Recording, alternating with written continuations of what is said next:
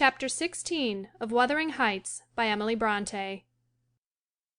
About 12 o'clock that night was born the Catherine you saw at Wuthering Heights, a puny 7-month child, and 2 hours after, the mother died, having never recovered sufficient consciousness to miss Heathcliff or know Edgar.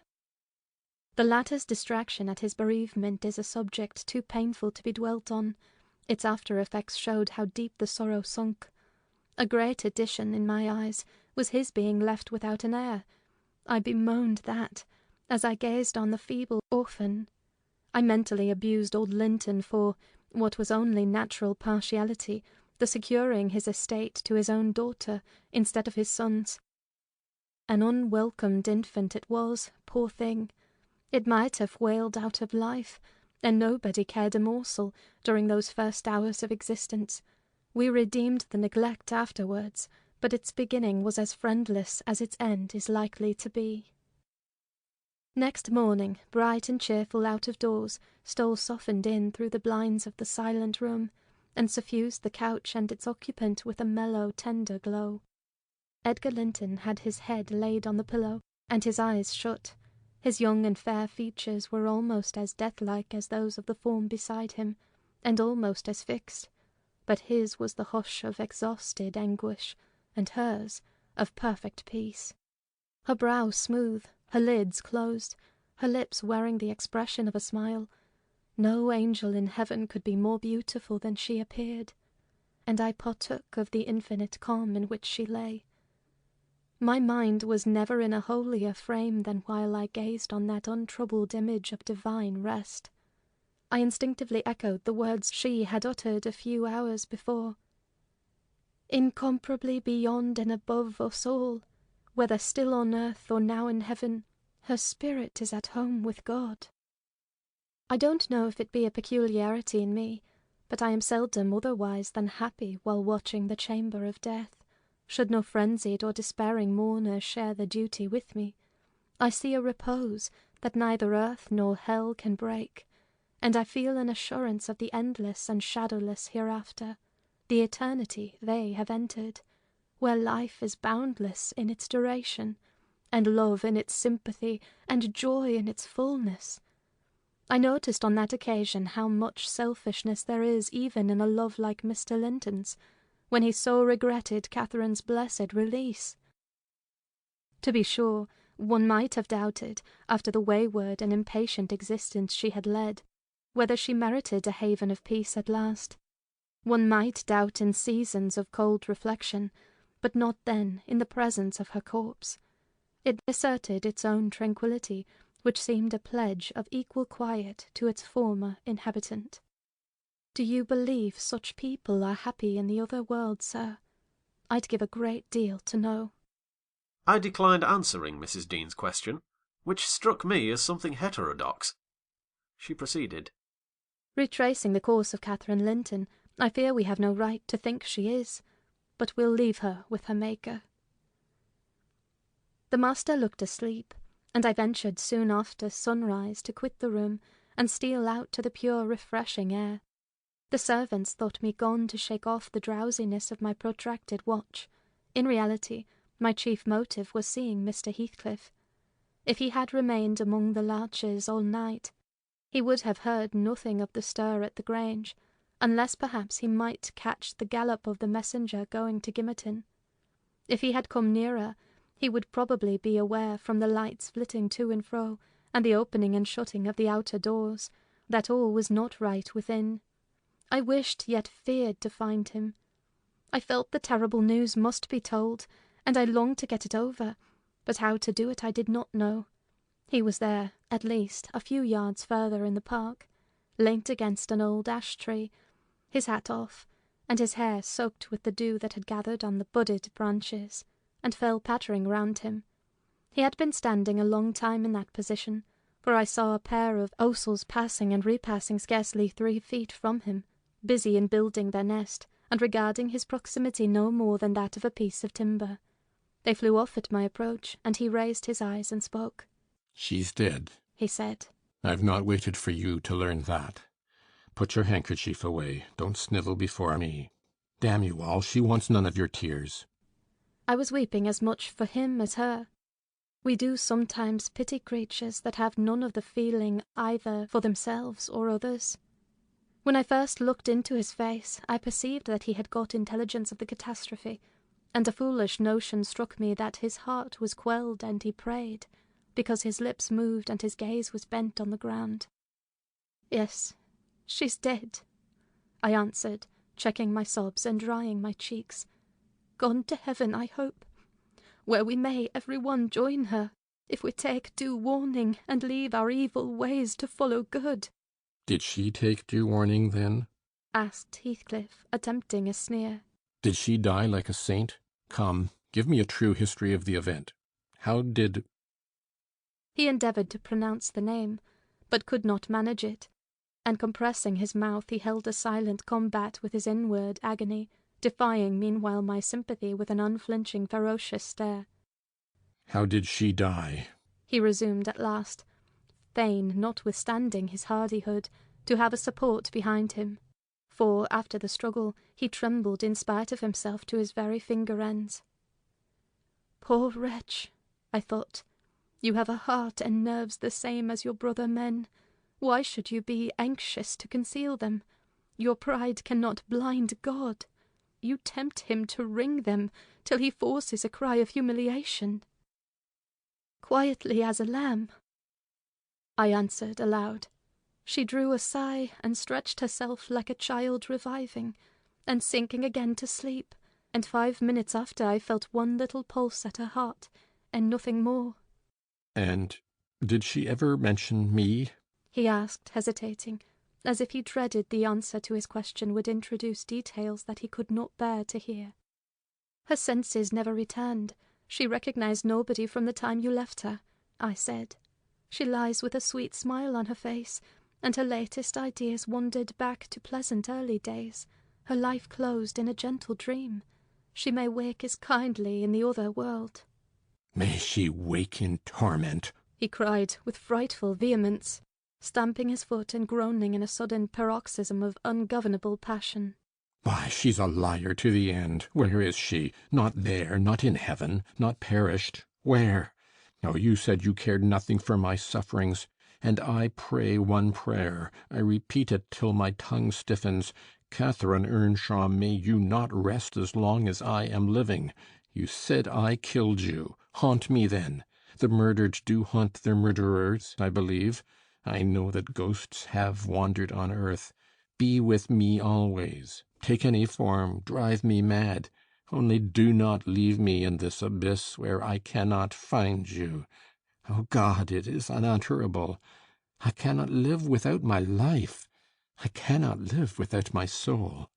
He dashed his head against the knotted trunk, and, lifting up his eyes, howled, not like a man but like a savage beast being goaded to death with knives and spears. I observed several splashes of blood about the bark of the tree, and his hand and forehead were both stained. Probably the scene I witnessed was a repetition of others acted during the night. It hardly moved my compassion, it appalled me. Still, I felt reluctant to quit him so.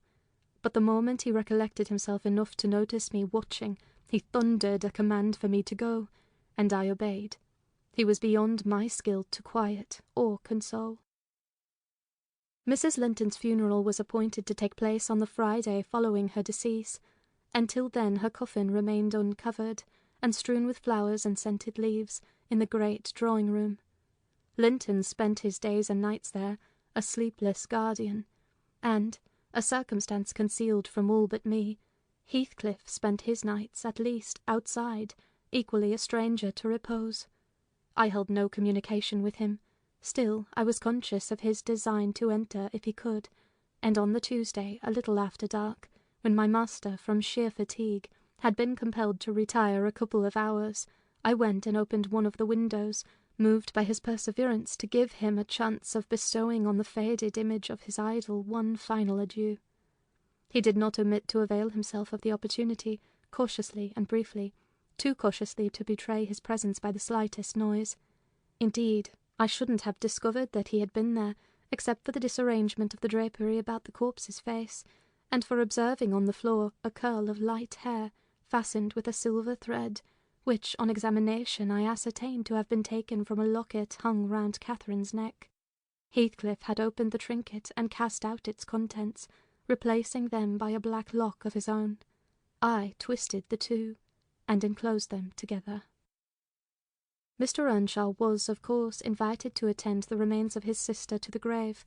He sent no excuse, but he never came, so that, besides her husband, the mourners who were wholly composed of tenants and servants, Isabella was not asked. The place of Catherine's interment, to the surprise of the villagers, was neither in the chapel under the carved monument of the Lintons, nor yet by the tombs of her own relations outside. It was dug on a green slope in a corner of the kirkyard, where the wall is so low that heath and bilberry plants have climbed over it from the moor, and peat mould almost buries it. Her husband lies in the same spot now, and they have each a simple headstone above, and a plain grey block at their feet, to mark the graves. End of chapter 16.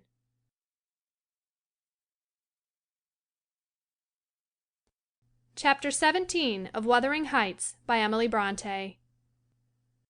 That Friday made the last of our fine days for a month. In the evening the weather broke, the wind shifted from south to northeast, and brought rain first, and then sleet and snow. On the hidden morrow one could hardly imagine that there had been 3 weeks of summer.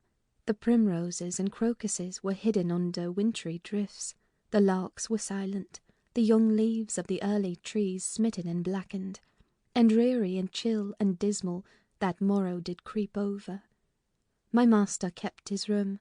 I took possession of the lonely parlour, converting it into a nursery, and there I was, sitting with the moaning doll of a child laid on my knee, rocking it to and fro, and watching meanwhile the still driving flakes build up the uncurtained window, when the door opened, and some person entered, out of breath and laughing. My anger was greater than my astonishment for a minute. I supposed it one of the maids, and I cried, "Have done! How dare you show your giddiness here? What would Mr. Linton say if he heard you?"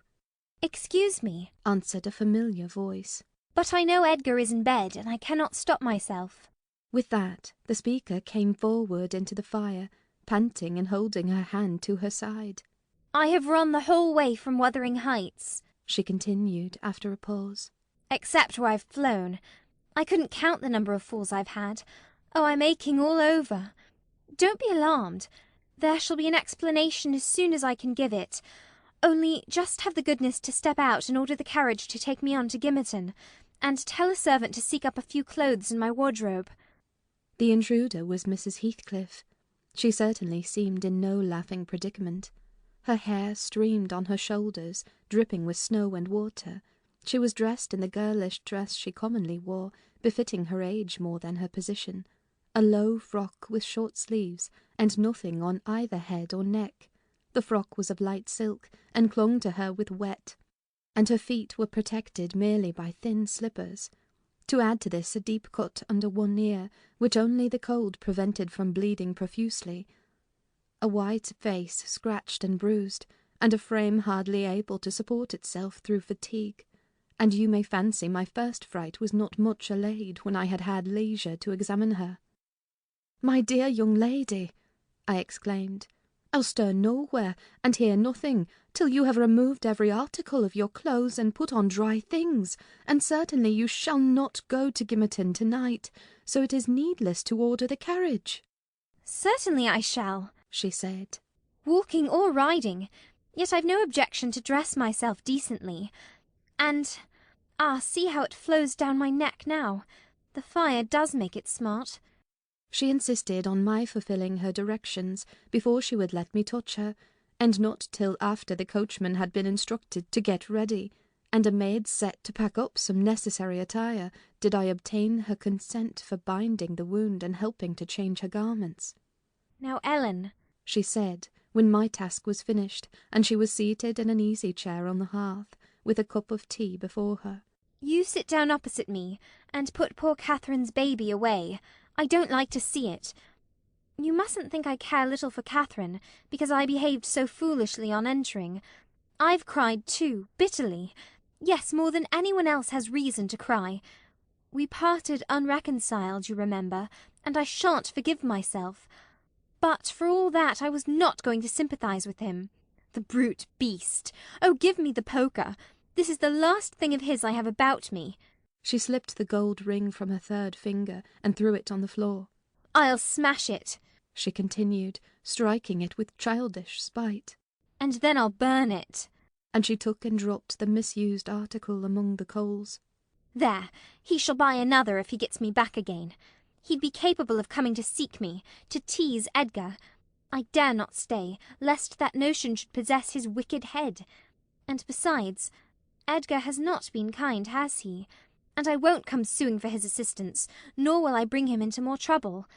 Necessity compels me to seek shelter here, though if I had not learned he was out of the way, I'd have halted at the kitchen, washed my face, warmed myself, got you to bring what I wanted, and departed again to anywhere out of the reach of my accursed, of that incarnate goblin. Ah, he was in such a fury! If he had caught me! It's a pity Earnshaw is not his match in strength. I wouldn't have run till I'd seen him all but demolished, had Hindley been able to do it. Well, don't talk so fast, miss, I interrupted. You'll disorder the handkerchief I have tied round your face, and make the cut bleed again. Drink your tea, and take breath, and give over laughing. Laughter is sadly out of place under this roof, and in your condition. An undeniable truth, she replied. Listen to that child. It maintains a constant wail. Send it out of my hearing for an hour. I shan't stay any longer. I rang the bell, and committed it to a servant's care, and then I inquired what had urged her to escape from Wuthering Heights in such an unlikely plight, and where she meant to go, as she refused remaining with us. I ought, and I wished to remain, answered she, to cheer Edgar and take care of the baby for two things, and because the Grange is my right home. But I tell you he wouldn't let me. Do you think he could bear to see me grow fat and merry? Could bear to think that we were tranquil, and not resolve on poisoning our comfort? Now I have the satisfaction of being sure that he detests me, to the point of its annoying him seriously to have me within earshot or eyesight. I notice, when I enter his presence, the muscles of his countenance are involuntarily distorted into an expression of hatred, partly arising from his knowledge of the good causes I have to feel that sentiment for him, and partly from original aversion. It is strong enough to make me feel pretty certain that he would not chase me over England, supposing I contrived a clear escape, and therefore I must get quite away. I've recovered from my first desire to be killed by him. I'd rather he'd kill himself. He has extinguished my love effectually, and so I'm at my ease. I can recollect yet how I loved him, and can dimly imagine that I could still be loving him if— No, even if he had doted on me, the devilish nature would have revealed its existence somehow. Catherine had an awfully perverted taste to esteem him so dearly, knowing him so well. Monster! Would that he could be blotted out of creation and out of my memory. Hush, hush, he's a human being, I said. Be more charitable. There are worse men than he is yet. He's not a human being, she retorted. And he has no claim on my charity. I gave him my heart, and he took and pinched it to death and flung it back to me. People feel with their hearts, Ellen, and since he has destroyed mine, I have not power to feel for him, and I would not, though he groaned from this to his dying day, and wept tears of blood for Catherine. No, indeed I wouldn't. And here Isabella began to cry, but immediately dashing the water from her lashes, she recommenced. You asked what has driven me to flight at last. I was compelled to attempt it, because I had succeeded in rousing his rage a pitch above his malignity. Pulling out the nerves with red-hot pincers requires more coolness than knocking on the head. He was worked up to forget the fiendish prudence he boasted of, and proceeded to murderous violence. I experienced pleasure in being able to exasperate him. The sense of pleasure woke my instinct of self-preservation, so I fairly broke free, and if ever I come into his hands again, he is welcome to a signal revenge. Yesterday, you know, Mr. Earnshaw should have been at the funeral. He kept himself sober for the purpose. tolerably sober, not going to bed mad at 6 o'clock and getting up drunk at 12. Consequently he rose, in suicidal low spirits, as fit for the church as for a dance, and instead he sat down by the fire and swallowed gin or brandy by tumblerfuls. Heathcliff, I shudder to name him, has been a stranger in the house from last Sunday till to-day. Whether the angels have fed him, or his kin beneath, I cannot tell, but he has not eaten a meal with us for nearly a week. He has just come home at dawn, and gone upstairs to his chamber, locking himself in, as if anybody dreamt of coveting his company. There he has continued, praying like a Methodist, only the deity he implored is senseless dust and ashes, and God, when addressed, was curiously confounded with his own black father. After concluding these precious orisons, and they lasted generally till he grew hoarse, and his voice was strangled in his throat, he would be off again, always straight down to the Grange. I wonder Edgar did not send for a constable and give him into custody. For me, grieved as I was about Catherine, it was impossible to avoid regarding this season of deliverance from degrading oppression as a holiday. I recovered spirits sufficient to bear Joseph's eternal lectures without weeping, and to move up and down the house less with the foot of a frightened thief than formerly. You wouldn't think that I should cry at anything Joseph could say, but he and Hareton are detestable companions. I'd rather sit with Hindley and hear his awful talk than with little Mayster and his staunch supporter, that odious old man. When Heathcliff is in, I'm often obliged to seek the kitchen in their society, or starve among the damp uninhabited chambers. When he is not, as was the case this week, I establish a table and chair at one corner of the house-fire, and never mind how Mr. Earnshaw may occupy himself, and he does not interfere with my arrangements. He is quieter now than he used to be, if no one provokes him, more sullen and depressed and less furious. Joseph affirms he's sure he's an altered man, that the Lord has touched his heart and he is saved. So as by fire. I'm puzzled to detect signs of the favourable change, but it is not my business. Yester evening I sat in my nook reading some old books till late on towards 12. It seemed so dismal to go upstairs, with the wild snow blowing outside, and my thoughts continually reverting to the kirkyard and the new-made grave. I dared hardly lift my eyes from the page before me, that melancholy scene so instantly usurped its place.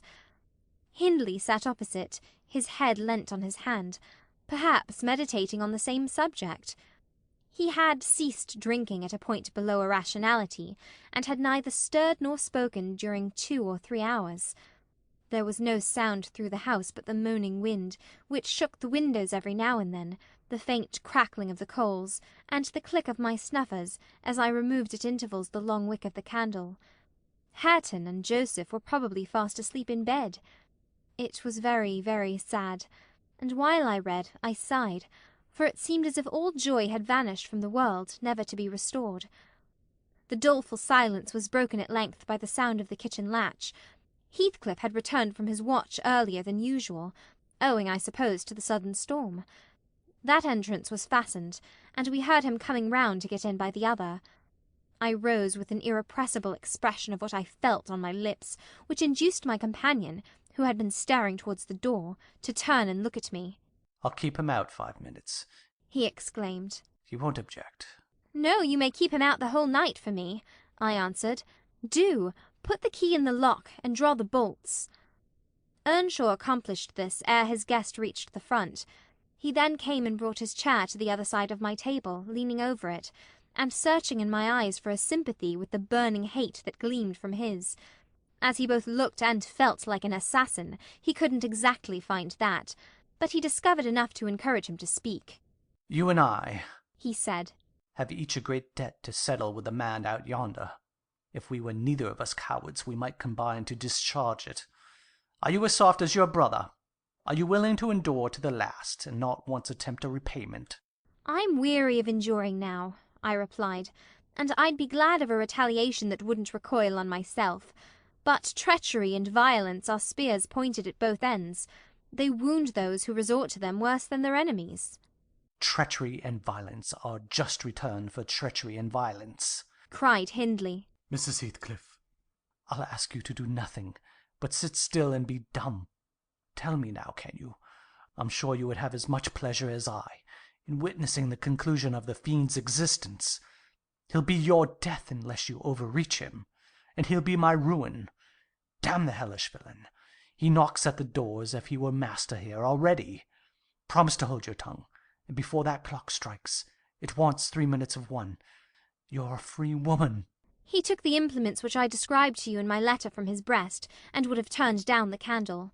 I snatched it away, however, and seized his arm. "I'll not hold my tongue," I said. "You mustn't touch him. Let the door remain shut, and be quiet." No, I've formed my resolution, and by God I'll execute it, cried the desperate being. I'll do you a kindness in spite of yourself, and hurt and justice.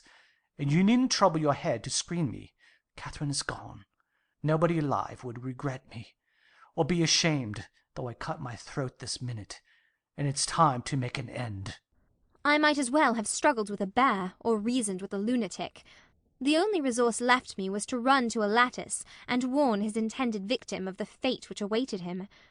"You'd better seek shelter somewhere else tonight," I exclaimed, in rather a triumphant tone. "Mr. Earnshaw has a mind to shoot you, if you persist in endeavouring to enter." "You'd better open the door, you—" he answered, addressing me by some elegant term that I don't care to repeat. "I shall not meddle in the matter," I retorted again. "Come in and get shot, if you please. I've done my duty." With that I shut the window and returned to my place by the fire, having too small a stock of hypocrisy at my command to pretend any anxiety for the danger that menaced him. Earnshaw swore passionately at me, affirming that I loved the villain yet, and calling me all sorts of names for the base spirit I evinced. And I, in my secret heart, and conscience never reproached me, thought what a blessing it would be for him should Heathcliff put him out of misery, and what a blessing for me should he send Heathcliff to his right abode. As I sat nursing these reflections, the casement behind me was banged onto the floor by a blow from the latter individual, and his black countenance looked blightingly through. The stanchion stood too close to suffer his shoulders to follow, and I smiled, exulting in my fancied security. His hair and clothes were whitened with snow, and his sharp cannibal teeth, revealed by cold and wrath, gleamed through the dark. "Isabella, let me in, or I'll make you repent," he gurned, as Joseph calls it. "I cannot commit murder," I replied. "Mr. Hindley stands sentinel with a knife and loaded pistol." "Let me in by the kitchen door," he said. "Hindley will be there before me," I answered, "and that's a poor love of yours that cannot bear a shower of snow. We were left in peace in our beds as long as the summer moon shone, but the moment a blast of winter returns, you must run for shelter. Heathcliff, if I were you, I'd go and stretch myself over her grave and die like a faithful dog. The world is surely not worth living in now, is it? You had distinctly impressed on me the idea that Catherine was the whole joy of your life. I can't imagine how you think of surviving her loss." He's there, is he? exclaimed my companion, rushing to the gap. If I can get my arm out, I can hit him. "I'm afraid, Ellen, you'll set me down as really wicked, but you don't know all, so don't judge. I wouldn't have aided or abetted an attempt on even his life for anything. Wish that he were dead I must, and therefore I was fearfully disappointed, and unnerved by terror for the consequences of my taunting speech, when he flung himself on Earnshaw's weapon and wrenched it from his grasp. The charge exploded, and the knife, in springing back, closed into its owner's wrist. Heathcliff pulled it away by main force, slitting up the flesh as it passed on, and thrust it dripping into his pocket. He then took a stone, struck down the division between two windows, and sprang in. His adversary had fallen senseless with excessive pain and the flow of blood that gushed from an artery or large vein. The ruffian kicked and trampled on him, and dashed his head repeatedly against the flags, holding me with one hand meantime to prevent me summoning Joseph. He exerted preterhuman self-denial in abstaining from finishing him completely, but getting out of breath he finally desisted, and dragged the apparently inanimate body onto the settle. There he tore off the sleeve of Earnshaw's coat, and bound up the wound with brutal roughness, spitting and cursing during the operation as energetically as he had kicked before. Being at liberty, I lost no time in seeking the old servant, who, having gathered by degrees the purport of my hasty tale, hurried below, gasping, as he descended the steps 2 at once. What is there to do now? What is there to do now?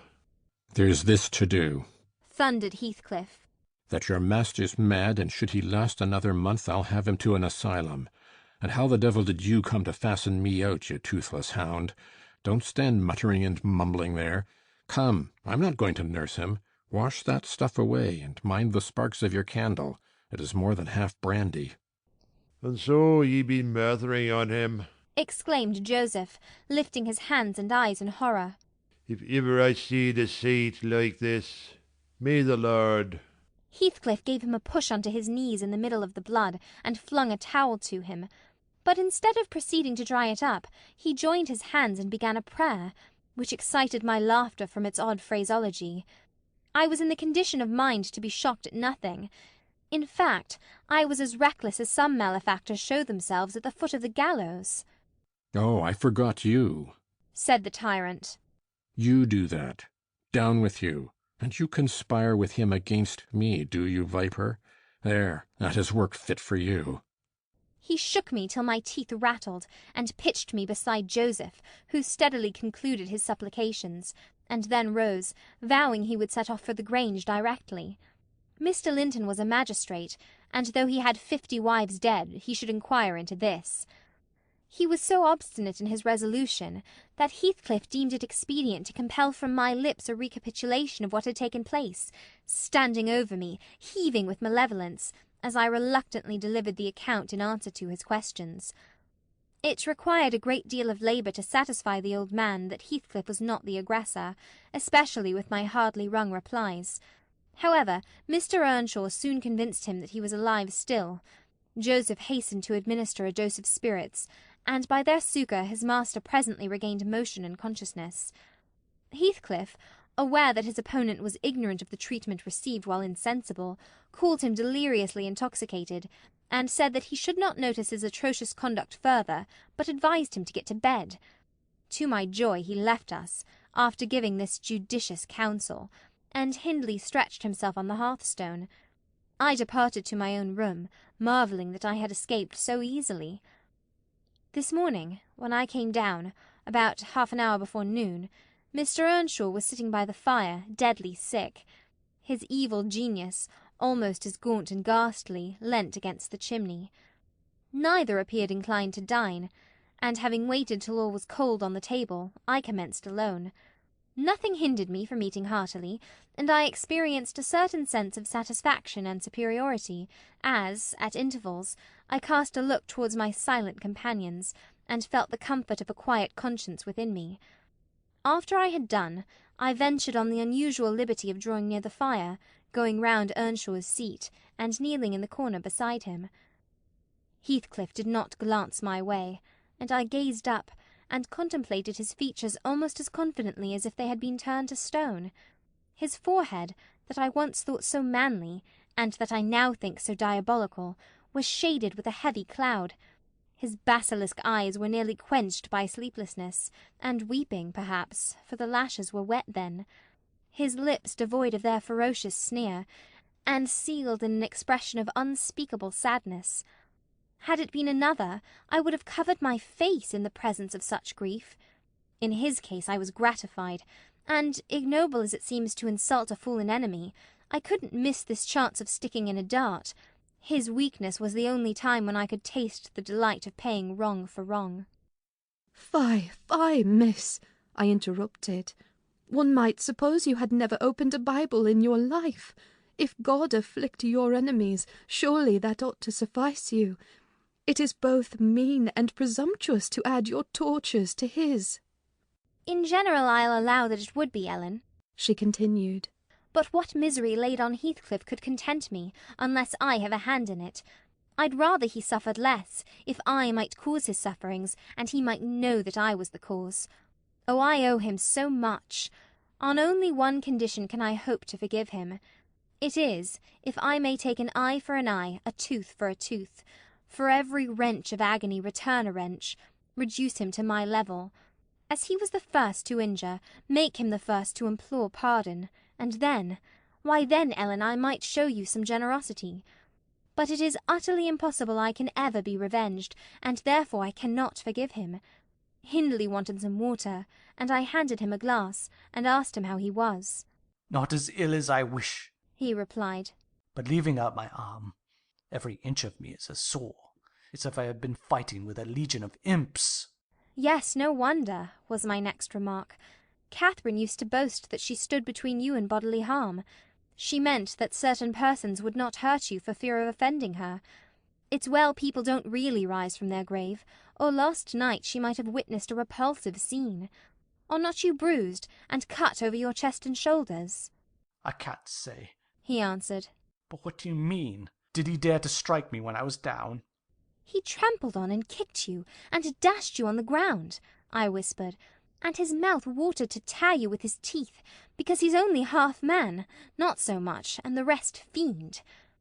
Mr. Earnshaw looked up, like me, to the countenance of our mutual foe, who, absorbed in his anguish, seemed insensible to anything around him. The longer he stood, the plainer his reflections revealed their blackness through his features. "Oh, if God would but give me the strength to strangle him in my last agony, I'd go to hell with joy," groaned the impatient man, writhing to rise, and sinking back in despair, convinced of his inadequacy for the struggle. "Nay, it's enough that he has murdered one of you," I observed aloud. "At the Grange, everyone knows your sister would have been living now had it not been for Mr. Heathcliff. After all, it is preferable to be hated than loved by him. When I recollect how happy we were, how happy Catherine was before he came, I'm fit to curse the day." Most likely, Heathcliff noticed more the truth of what was said than the spirit of the person who said it. His attention was roused, I saw, for his eyes rained down tears among the ashes, and he drew his breath in suffocating sighs. I stared full at him, and laughed scornfully. The clouded windows of hell flashed a moment towards me. The fiend which usually looked out, however, was so dimmed and drowned that I did not fear to hazard another sound of derision. "Get up and be gone out of my sight," said the mourner. I guessed he uttered those words at least, though his voice was hardly intelligible. "I beg your pardon," I replied, "but I loved Catherine too, and her brother requires attendance, which, for her sake, I shall supply. Now that she's dead, I see her in Hindley. Hindley has exactly her eyes, if you had not tried to gouge them out and made them black and red, and her—" "Get up, wretched idiot, before I stamp you to death," he cried, making a movement that caused me to make one also. "But then," I continued, holding myself ready to flee, "if poor Catherine had trusted you, and assumed the ridiculous, contemptible, degrading title of Mrs. Heathcliff, she would soon have presented a similar picture. She wouldn't have borne your abominable behaviour quietly. Her detestation and disgust must have found voice." The back of the settle and Earnshaw's person interposed between me and him. So instead of endeavouring to reach me, he snatched a dinner-knife from the table and flung it at my head. It struck beneath my ear, and stopped the sentence I was uttering. But, pulling it out, I sprang to the door and delivered another, which I hope went a little deeper than his missile. The last glimpse I caught of him was a furious rush on his part, checked by the embrace of his host, and both fell locked together on the hearth. In my flight through the kitchen, I bid Joseph speed to his master. I knocked over Hareton, who was hanging a litter of puppies from a chair-back in the doorway, and, blessed as a soul escaped from purgatory, I bounded, leaped, and flew down the steep road, then, quitting its windings, shot direct across the moor, rolling over banks, and wading through marshes, precipitating myself, in fact, towards the beacon-light of the Grange. And far rather would I be condemned to a perpetual dwelling in the infernal regions than, even for one night, abide beneath the roof of Wuthering Heights again. Isabella ceased speaking, and took a drink of tea. Then she rose, and bidding me put on her bonnet, and a great shawl I had brought, and turning a deaf ear to my entreaties for her to remain another hour, she stepped on to a chair, kissed Edgar's and Catherine's portraits, bestowed a similar salute on me, and descended to the carriage, accompanied by Fanny, who yelped wild with joy at recovering her mistress. She was driven away, never to revisit this neighbourhood.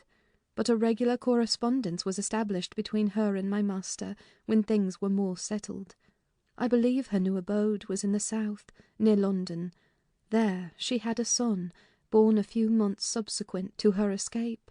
He was christened Linton, and, from the first, she reported him to be an ailing, peevish creature. Mr. Heathcliff, meeting me one day in the village, inquired where she lived. I refused to tell. He remarked that it was not of any moment, only she must beware of coming to her brother. She should not be with him, if he had to keep her himself. Though I would give no information, he discovered, through some of the other servants, both her place of residence and the existence of the child. Still, he didn't molest her, for which forbearance she might think his aversion, I suppose. He often asked about the infant, when he saw me, and on hearing its name smiled grimly, and observed, "They wish me to hate it too, do they?" "I don't think they wish you to know anything about it," I answered. "But I'll have it," he said. "when I want it. They may reckon on that." Fortunately, its mother died before the time arrived, some 13 years after the decease of Catherine, when Linton was 12, or a little more. On the day succeeding Isabella's unexpected visit, I had no opportunity of speaking to my master. He shunned conversation, and was fit for discussing nothing. When I could get him to listen, I saw it pleased him that his sister had left her husband, whom he abhorred with an intensity which the mildness of his nature would scarcely seem to allow. So deep and sensitive was his aversion that he refrained from going anywhere where he was likely to see or hear of Heathcliff. Grief, and that together, transformed him into a complete hermit. He threw up his office of magistrate, ceased even to attend church, avoided the village on all occasions, and spent a life of entire seclusion within the limits of his park and grounds, only varied by solitary rambles on the moors, and visits to the grave of his wife, mostly at evening, or early morning before other wanderers were abroad. But he was too good to be thoroughly unhappy long. He didn't pray for Catherine's soul to haunt him. Time brought resignation, and a melancholy sweeter than common joy. He recalled her memory with ardent, tender love, and hopeful aspiring to the better world, where he doubted not she was gone.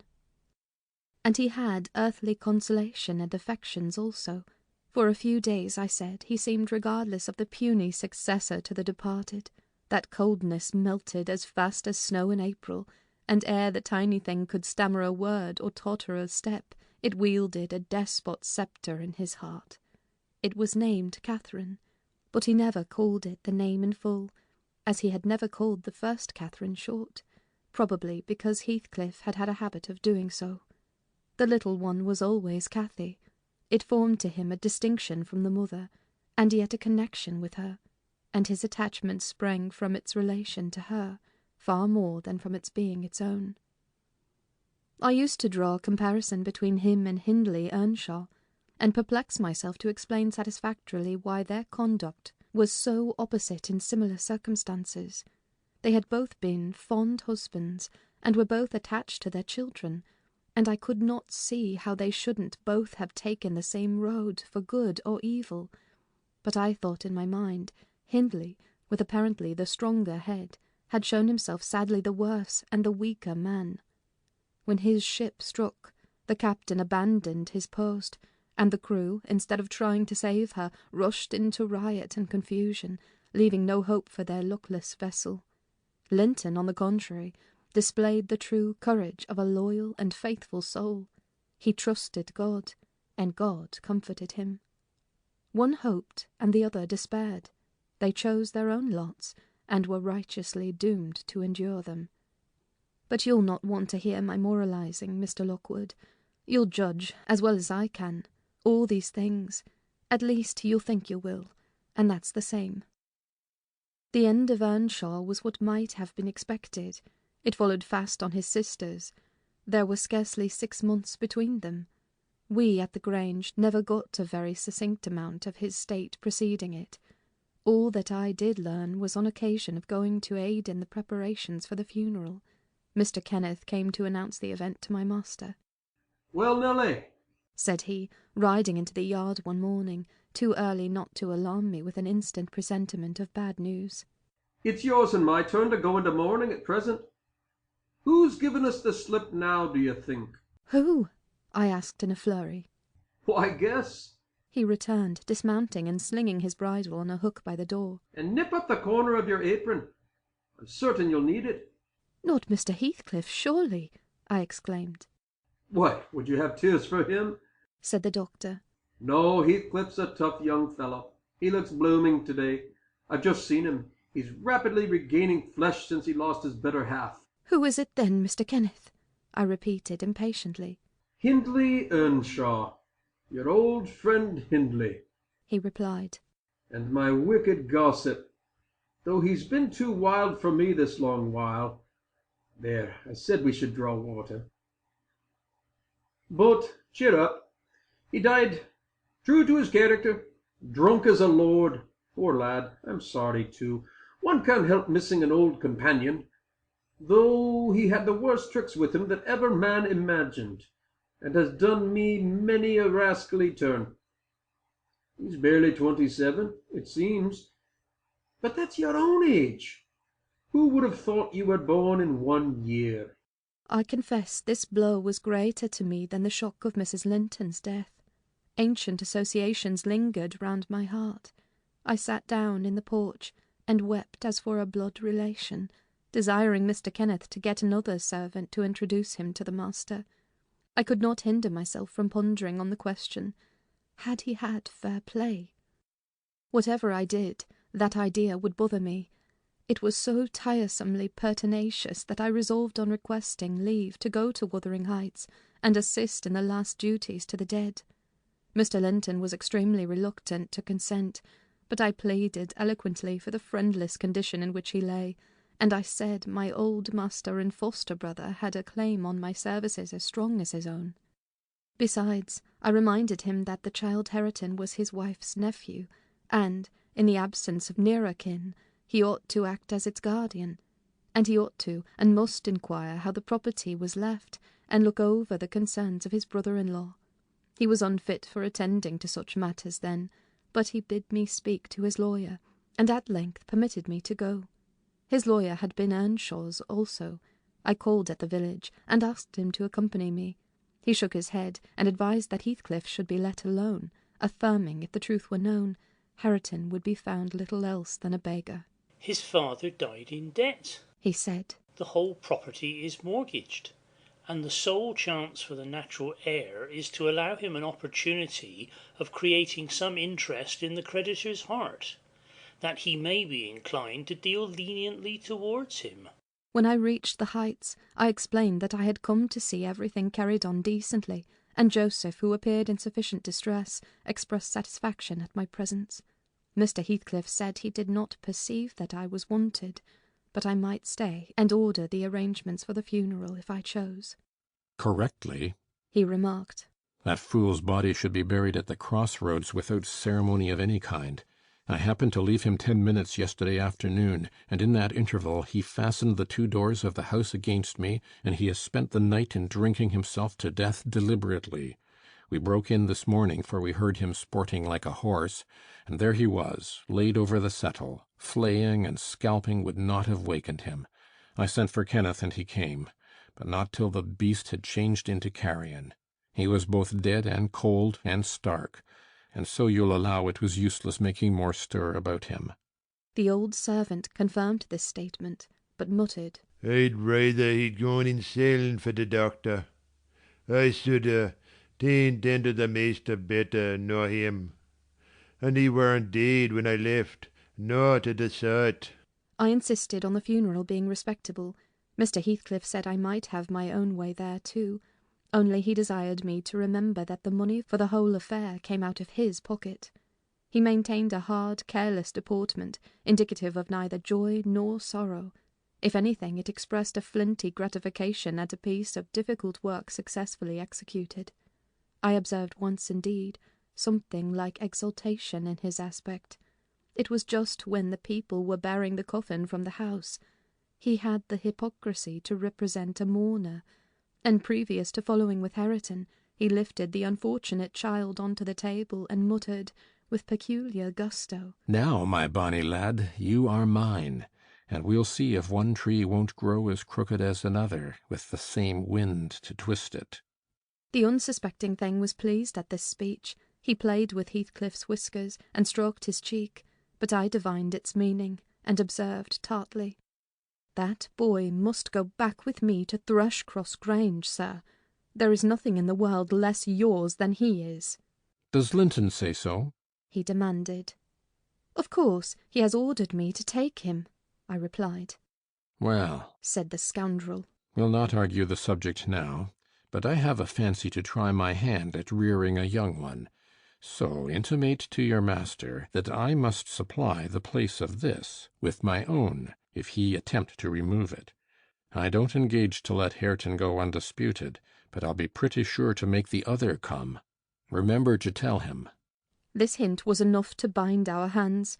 I repeated its substance on my return, and Edgar Linton, little interested at the commencement, spoke no more of interfering. I'm not aware that he could have done it to any purpose, had he been ever so willing. The guest was now the master of Wuthering Heights. He held firm possession, and proved to the attorney, who, in his turn, proved it to Mr. Linton, that Earnshaw had mortgaged every yard of land he owned for cash to supply his mania for gaming, and he, Heathcliff, was the mortgagee. In that manner Hareton, who should now be the first gentleman in the neighbourhood, was reduced to a state of complete dependence on his father's inveterate enemy, and lives in his own house as a servant, deprived of the advantage of wages, quite unable to right himself, because of his friendlessness and his ignorance that he has been wronged. End of chapter 17.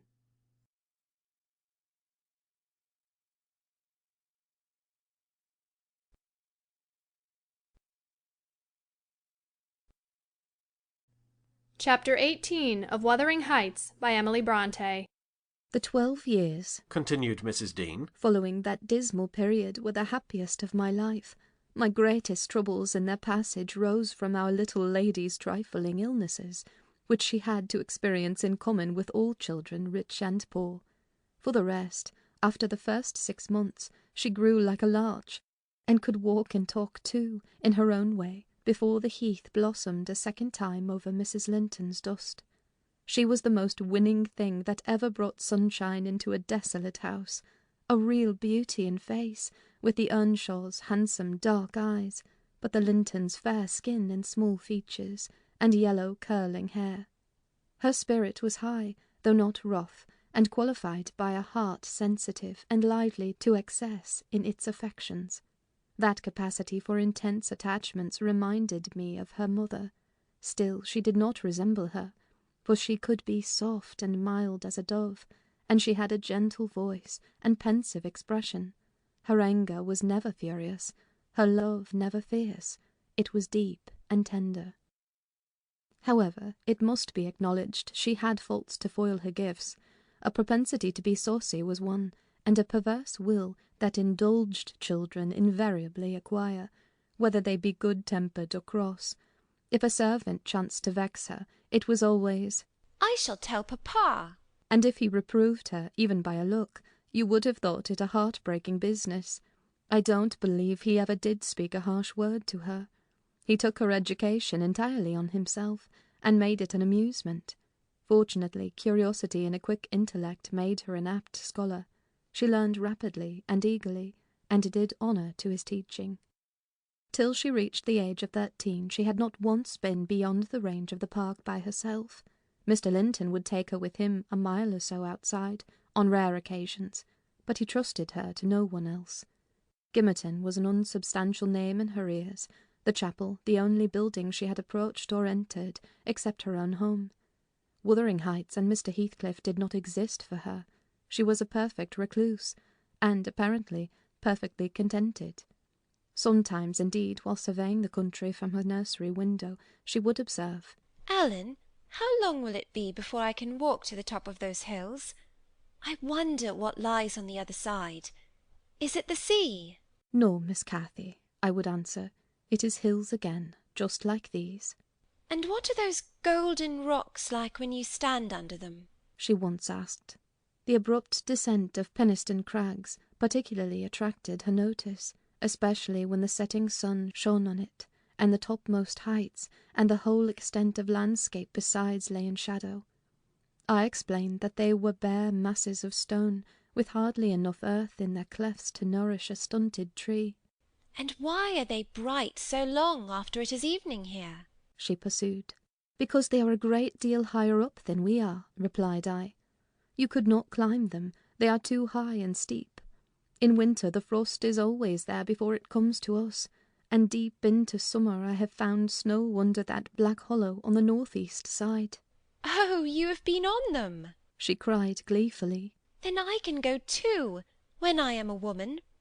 Has Papa been, Ellen? Papa would tell you, miss, I answered hastily, that they are not worth the trouble of visiting. The moors where you ramble with him are much nicer, and Thrushcross Park is the finest place in the world. But I know the park, and I don't know those, she murmured to herself. And I should delight to look round me from the brow of that tallest point. My little pony Minnie shall take me some time. One of the maids mentioning the fairy cave quite turned her head with a desire to fulfil this project. She teased Mr. Linton about it, and he promised she should have the journey when she got older. But Miss Catherine measured her age by months, and "Now am I old enough to go to Penistone Crags?" was the constant question in her mouth. The road thither wound close by Wuthering Heights. Edgar had not the heart to pass it, so she received as constantly the answer, "Not yet, love, not yet." I said Mrs. Heathcliff lived above a dozen years after quitting her husband. Her family were of a delicate constitution. She and Edgar both lacked the ruddy health that you will generally meet in these parts. What her last illness was, I am not certain. I conjecture they died of the same thing, a kind of fever, slow at its commencement, but incurable, and rapidly consuming life towards the close.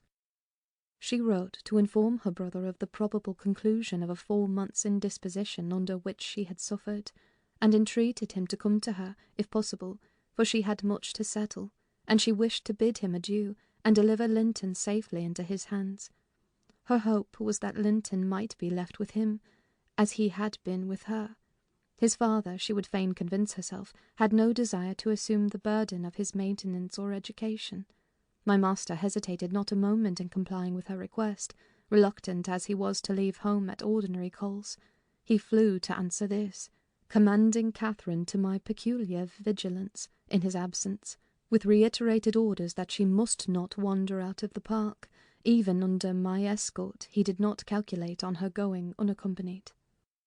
He was away 3 weeks. The first day or two my charge sat in a corner of the library, too sad for either reading or playing. In that quiet state she caused me little trouble, but it was succeeded by an interval of impatient fretful weariness, and being too busy and too old then to run up and down amusing her, I hit on a method by which she might entertain herself. I used to send her on her travels round the grounds, now on foot and now on a pony, indulging her with a patient audience of all her real and imaginary adventures when she returned. The summer shone in full prime, and she took such a taste for this solitary rambling that she often contrived to remain out from breakfast till tea, and then the evenings were spent in recounting her fanciful tales. I did not fear her breaking bounds, because the gates were generally locked, and I thought she would scarcely venture forth alone, if they had stood wide open. Unluckily, my confidence proved misplaced. Catherine came to me one morning at 8 o'clock, and said she was that day an Arabian merchant going to cross the desert with his caravan, and I must give her plenty of provision for herself and beasts, a horse and 3 camels, personated by a large hound and a couple of pointers. I got together good stores of dainties, and slung them in a basket on one side of the saddle, and she sprang up as gay as a fairy, sheltered by her wide-brimmed hat and gauze veil from the July sun, and trotted off with a merry laugh, mocking my cautious counsel to avoid galloping, and come back early. The naughty thing never made her appearance at tea. One traveller, the hound, being an old dog and fond of its ease, returned, but neither Cathy nor the pony nor the 2 pointers were visible in any direction. I dispatched emissaries down this path and that path, and at last went wandering in search of her myself. There was a labourer working at a fence round a plantation on the borders of the grounds. I inquired of him if he had seen our young lady. "I saw her at morn," he replied. "She would have me to cut her hazel switch, and then she leapt her galloway over the hedge yonder, where it is lowest, and galloped out of sight." You may guess how I felt at hearing this news. It struck me directly she must have started for Penistone Crags. "What will become of her?"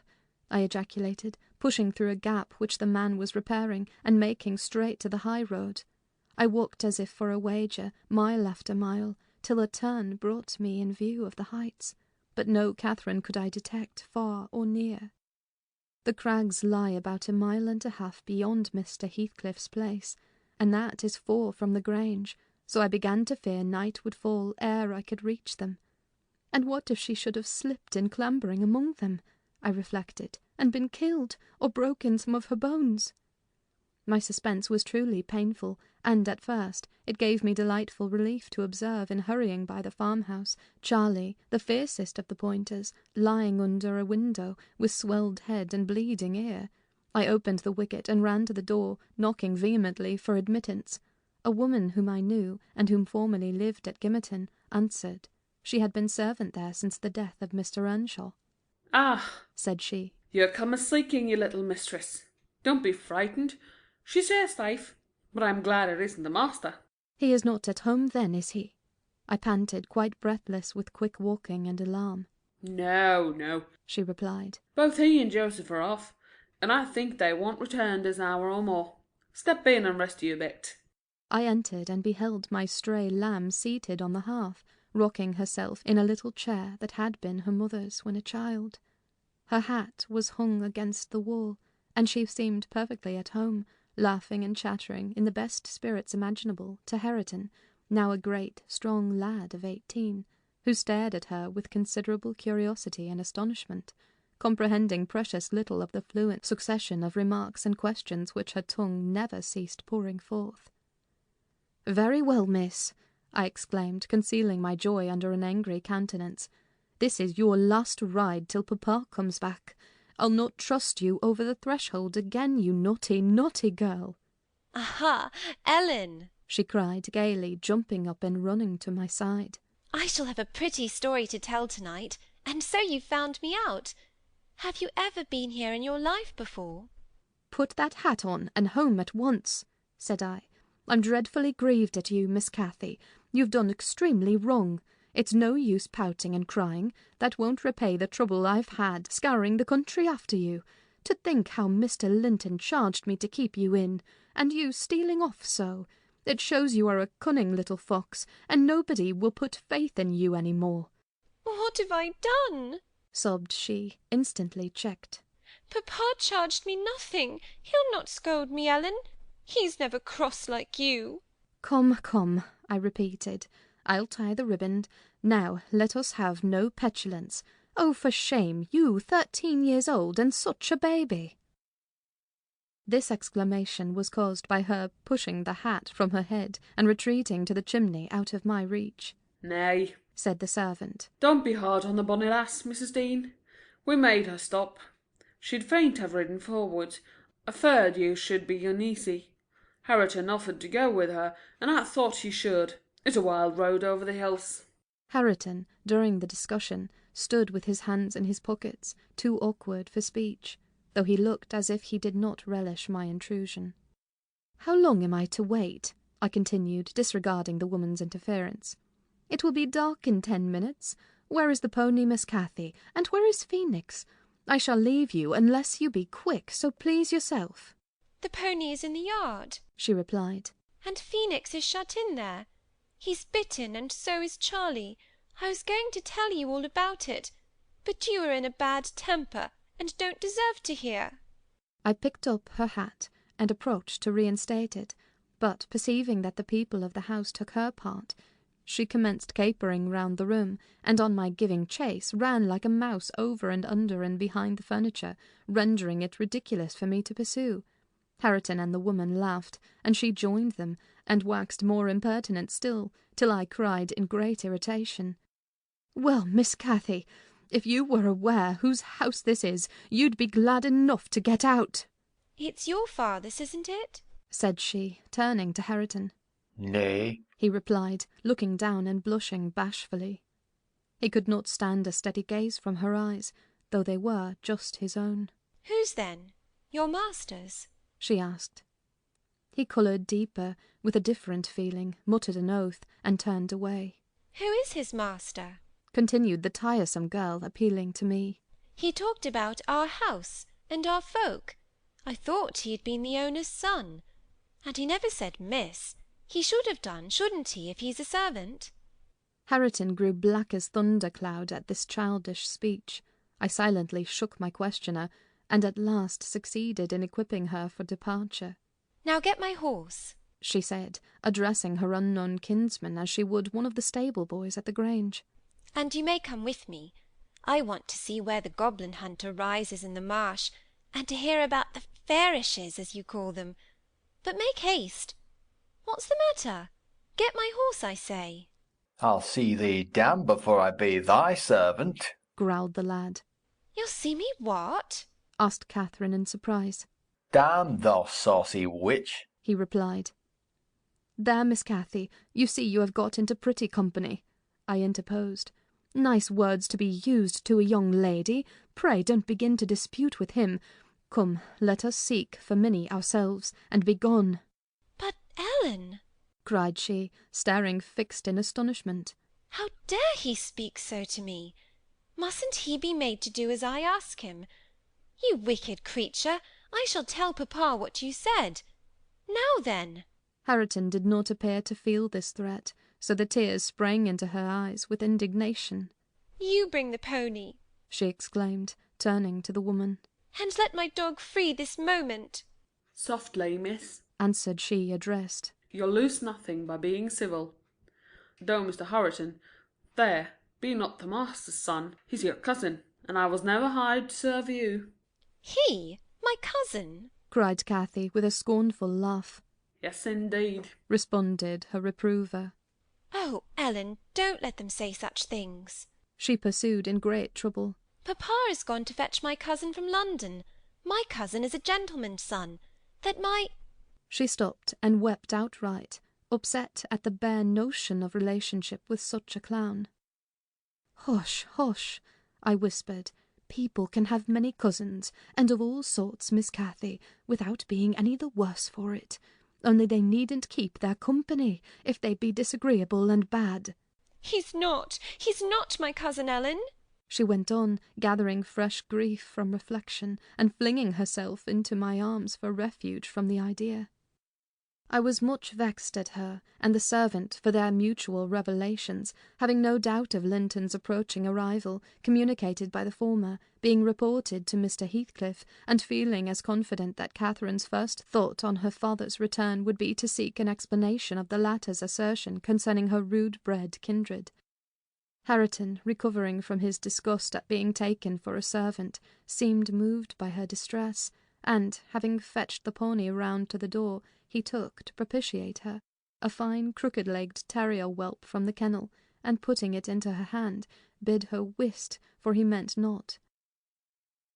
Pausing in her lamentations, she surveyed him with a glance of awe and horror, then burst forth anew. I could scarcely refrain from smiling at this antipathy to the poor fellow, who was a well-made, athletic youth, good-looking in features, and stout and healthy, but attired in garments befitting his daily occupations of working on the farm and lounging among the moors after rabbits and game. Still, I thought I could detect in his physiognomy a mind owning better qualities than his father ever possessed.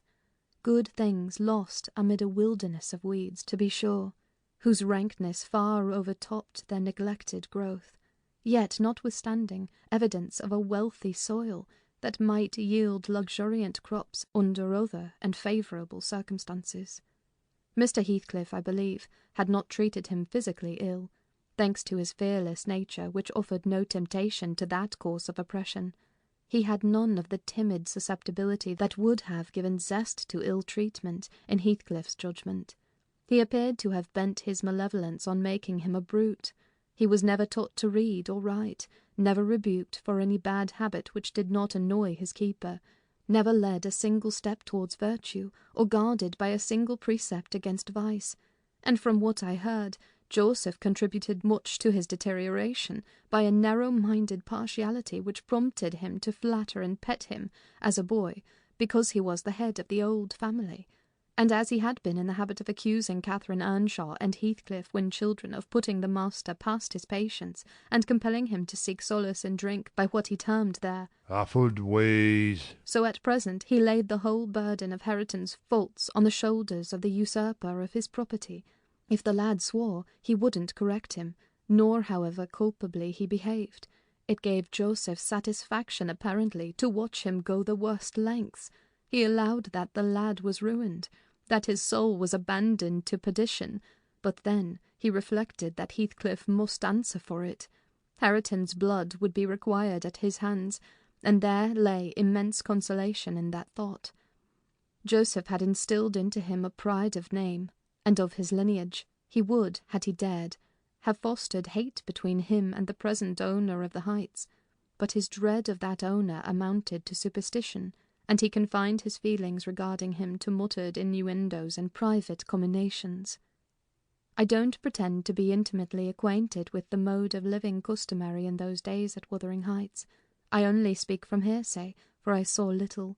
The villagers affirmed Mr. Heathcliff was near, and a cruel hard landlord to his tenants, but the house inside had regained its ancient aspect of comfort under female management, and the scenes of riot common in Hindley's time were not now enacted within its walls.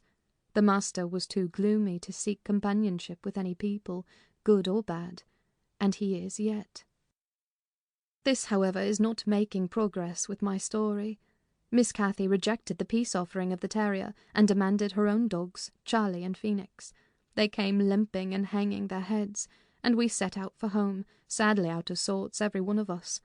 I could not wring from my little lady how she had spent the day, except that, as I supposed, the goal of her pilgrimage was Penistone Crags, and she arrived without adventure to the gate of the farmhouse, where Hareton happened to issue forth, attended by some canine followers who attacked her train.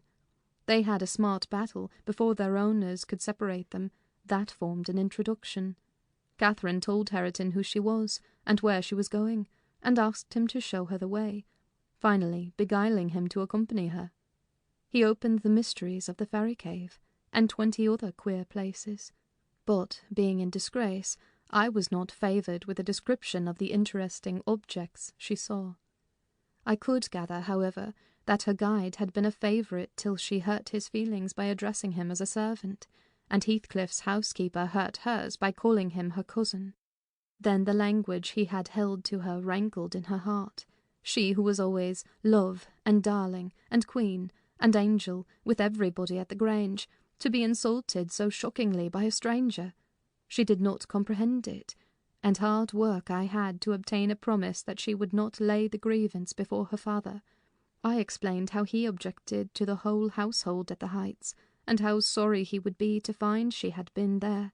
But I insisted most on the fact that if she revealed my negligence of his orders, he would perhaps be so angry that I should have to leave, and Cathy couldn't bear that prospect. She pledged her word, and kept it for my sake. After all, she was a sweet little girl. End of chapter 18.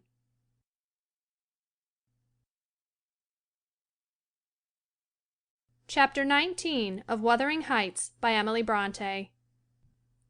A letter, edged with black, announced the day of my master's return. Isabella was dead, and he wrote to bid me get mourning for his daughter, and arrange a room and other accommodations for his youthful nephew. Catherine ran wild with joy at the idea of welcoming her father back, and indulged most sanguine anticipations of the innumerable excellencies of her real cousin. The evening of their expected arrival came. Since early morning she had been busy ordering her own small affairs, and now attired in her new black frock, poor thing, her aunt's death impressed her with no definite sorrow. She obliged me by constant worrying to walk with her down through the grounds to meet them. Linton is just 6 months younger than I am, she chattered, as we strolled leisurely over the swells and hollows of mossy turf, under shadow of the trees. How delightful it will be to have him for a playfellow. Aunt Isabella sent papa a beautiful lock of his hair. It was lighter than mine, more flaxen, and quite as fine. I have it carefully preserved in a little glass box, and I've often thought what a pleasure it would be to see its owner. Oh, I am happy. And papa, dear, dear papa! Come, Ellen, let us run. Come, run. She ran and returned and ran again many times before my sober footsteps reached the gate, and then she seated herself on the grassy bank beside the path and tried to wait patiently, but that was impossible. She couldn't be still a minute. How long they are! She exclaimed. Ah, I see some dust on the road. They are coming. No. When will they be here? May we not go a little way? Half a mile, Ellen, only just half a mile. Do say yes. To that clump of birches at the turn. I refused staunchly. At length her suspense was ended. The travelling carriage rolled in sight. Miss Cathy shrieked and stretched out her arms as soon as she caught her father's face looking from the window. He descended, nearly as eager as herself, and a considerable interval elapsed ere they had a thought to spare for any but themselves. While they exchanged caresses, I took a peep in to see after Linton. He was asleep in a corner, wrapped in a warm fur-lined cloak, as if it had been winter. A pale, delicate, effeminate boy, who might have been taken for my master's younger brother, so strong was the resemblance.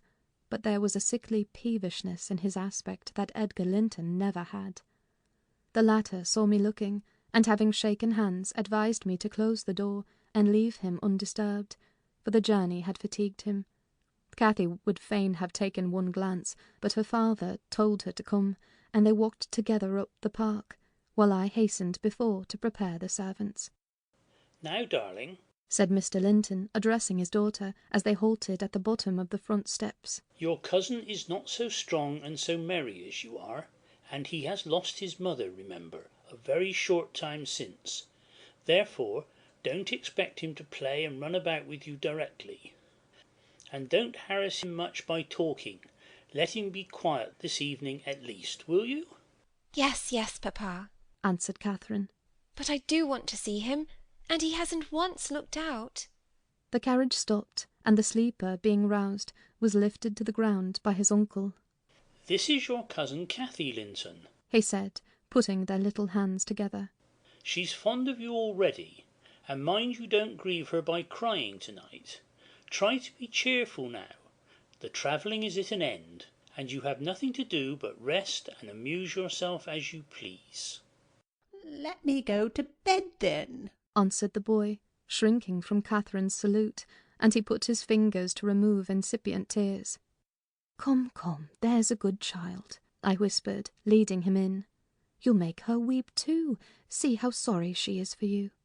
I do not know whether it was sorrow for him, but his cousin put on as sad a countenance as himself, and returned to her father. All three entered, and mounted to the library, where tea was laid ready. I proceeded to remove Linton's cap and mantle, and placed him on a chair by the table. But he was no sooner seated than he began to cry afresh.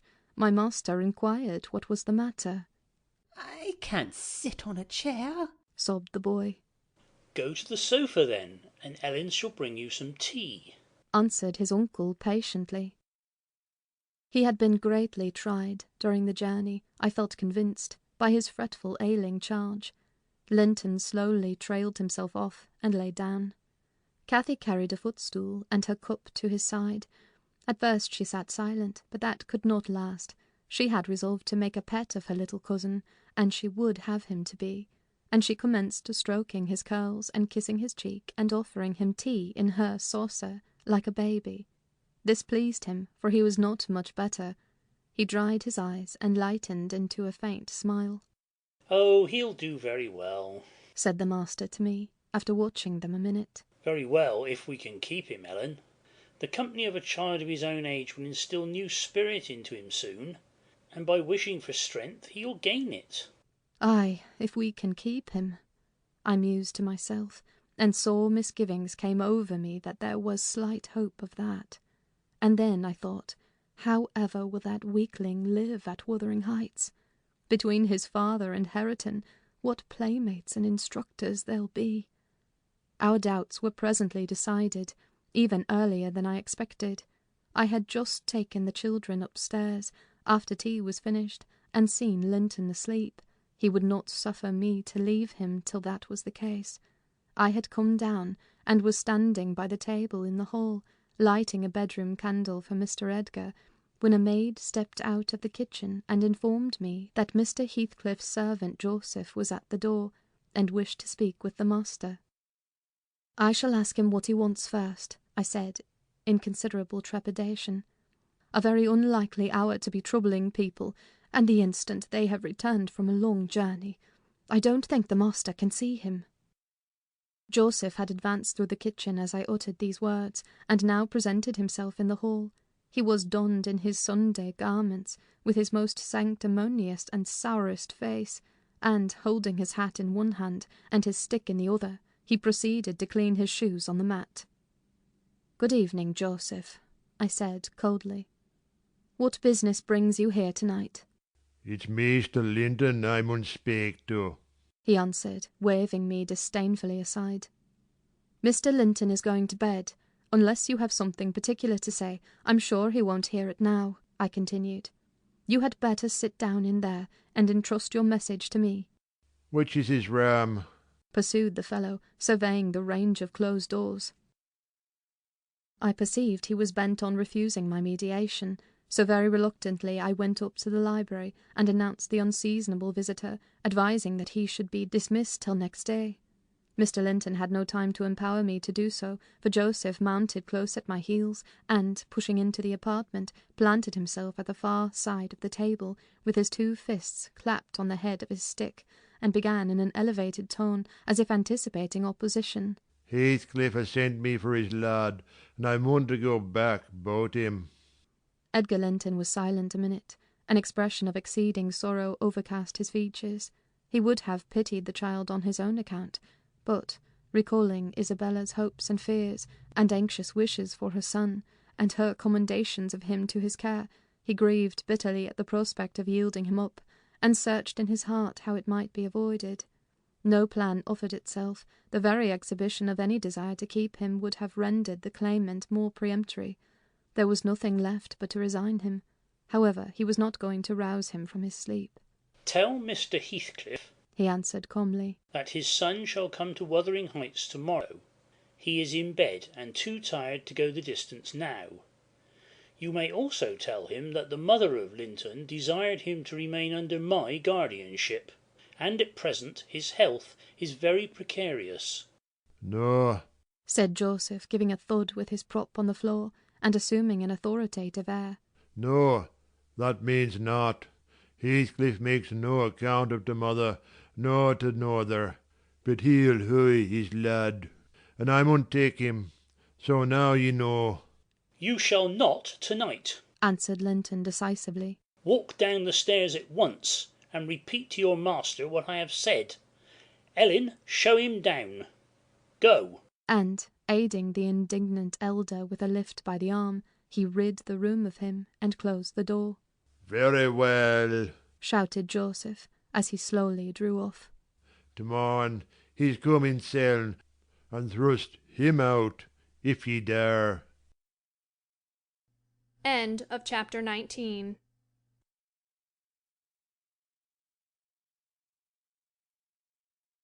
Chapter 20 of Wuthering Heights by Emily Brontë. To obviate the danger of this threat being fulfilled, Mr. Linton commissioned me to take the boy home early, on Catherine's pony, and, said he, "As we shall now have no influence over his destiny, good or bad, you must say nothing of where he has gone to my daughter. She cannot associate with him hereafter, and it is better for her to remain in ignorance of his proximity, lest she should be restless and anxious to visit the Heights. Merely tell her his father sent for him suddenly, and he has been obliged to leave us." Linton was very reluctant to be roused from his bed at 5 o'clock, and astonished to be informed that he must prepare for further travelling. But I softened off the matter by stating that he was going to spend some time with his father, Mr. Heathcliff, who wished to see him so much he did not like to defer the pleasure till he should recover from his late journey. My father! He cried in strange perplexity. Mamma never told me I had a father. Where does he live? I'd rather stay with uncle. He lives a little distance from the Grange, I replied, just beyond those hills, not so far but you may walk over here when you get hearty, and you should be glad to go home and to see him. You must try to love him, as you did your mother, and then he will love you. But why have I not heard of him before? Asked Linton. Why didn't Mamma and he live together, as other people do? He had business to keep him in the north, I answered, and your mother's health required her to reside in the south. And why didn't Mamma speak to me about him? Persevered the child. She often talked of uncle, and I learned to love him long ago. How am I to love Papa? I don't know him. Oh, all children love their parents, I said. Your mother perhaps thought you would want to be with him if she mentioned him often to you. Let us make haste. An early ride on such a beautiful morning is much preferable to an hour's more sleep. Is she to go with us? He demanded. The little girl I saw yesterday? Not now, replied I. Is uncle? He continued. No, I shall be your companion there, I said. Linton sank back on his pillow and fell into a brown study. I won't go without uncle, he cried at length.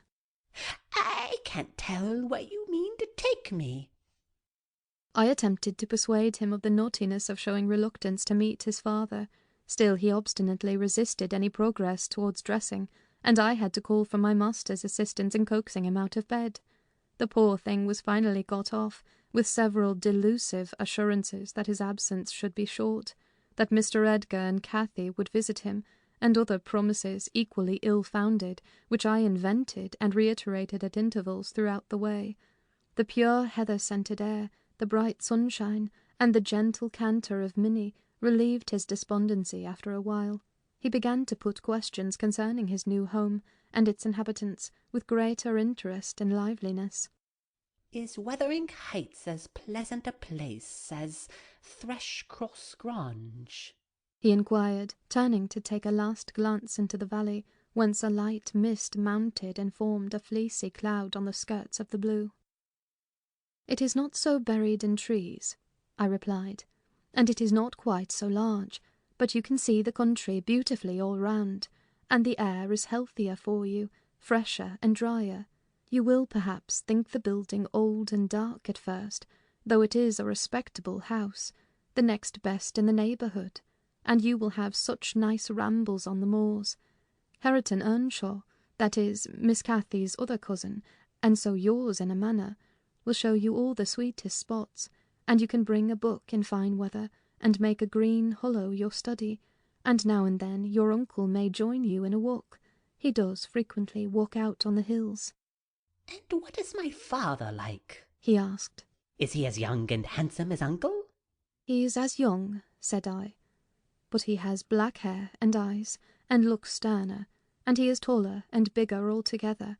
He'll not seem to you so gentle and kind at first, perhaps, because it is not his way.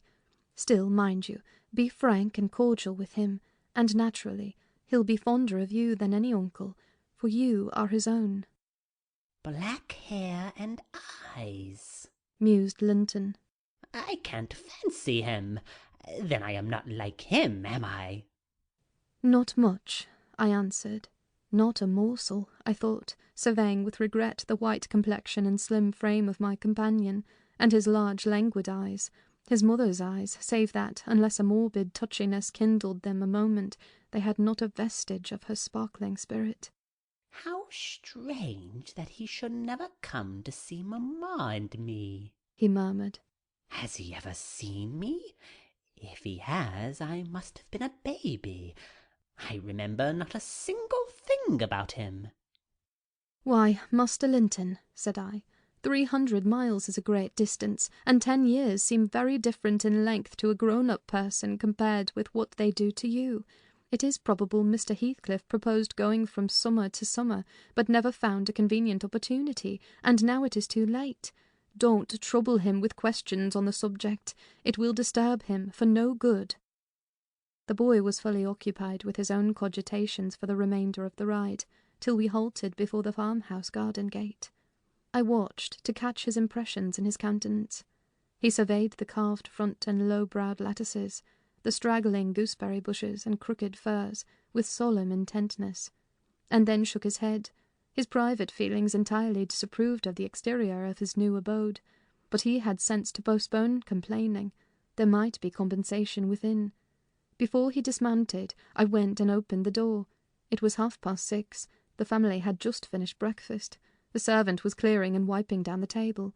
Joseph stood by his master's chair, telling some tale concerning a lame horse, and Hareton was preparing for the hayfield.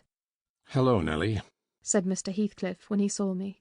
"I feared I should have to come down and fetch my property myself. You've brought it, have you? Let us see what we can make of it." He got up and strode to the door. Hareton and Joseph followed in gaping curiosity. Poor Linton ran a frightened eye over the faces of the three. "Surely," said Joseph after a grave inspection, "he's swapped wi' ye, maister, and yon's his lass." Heathcliff, having stared his son into an ague of confusion, uttered a scornful laugh.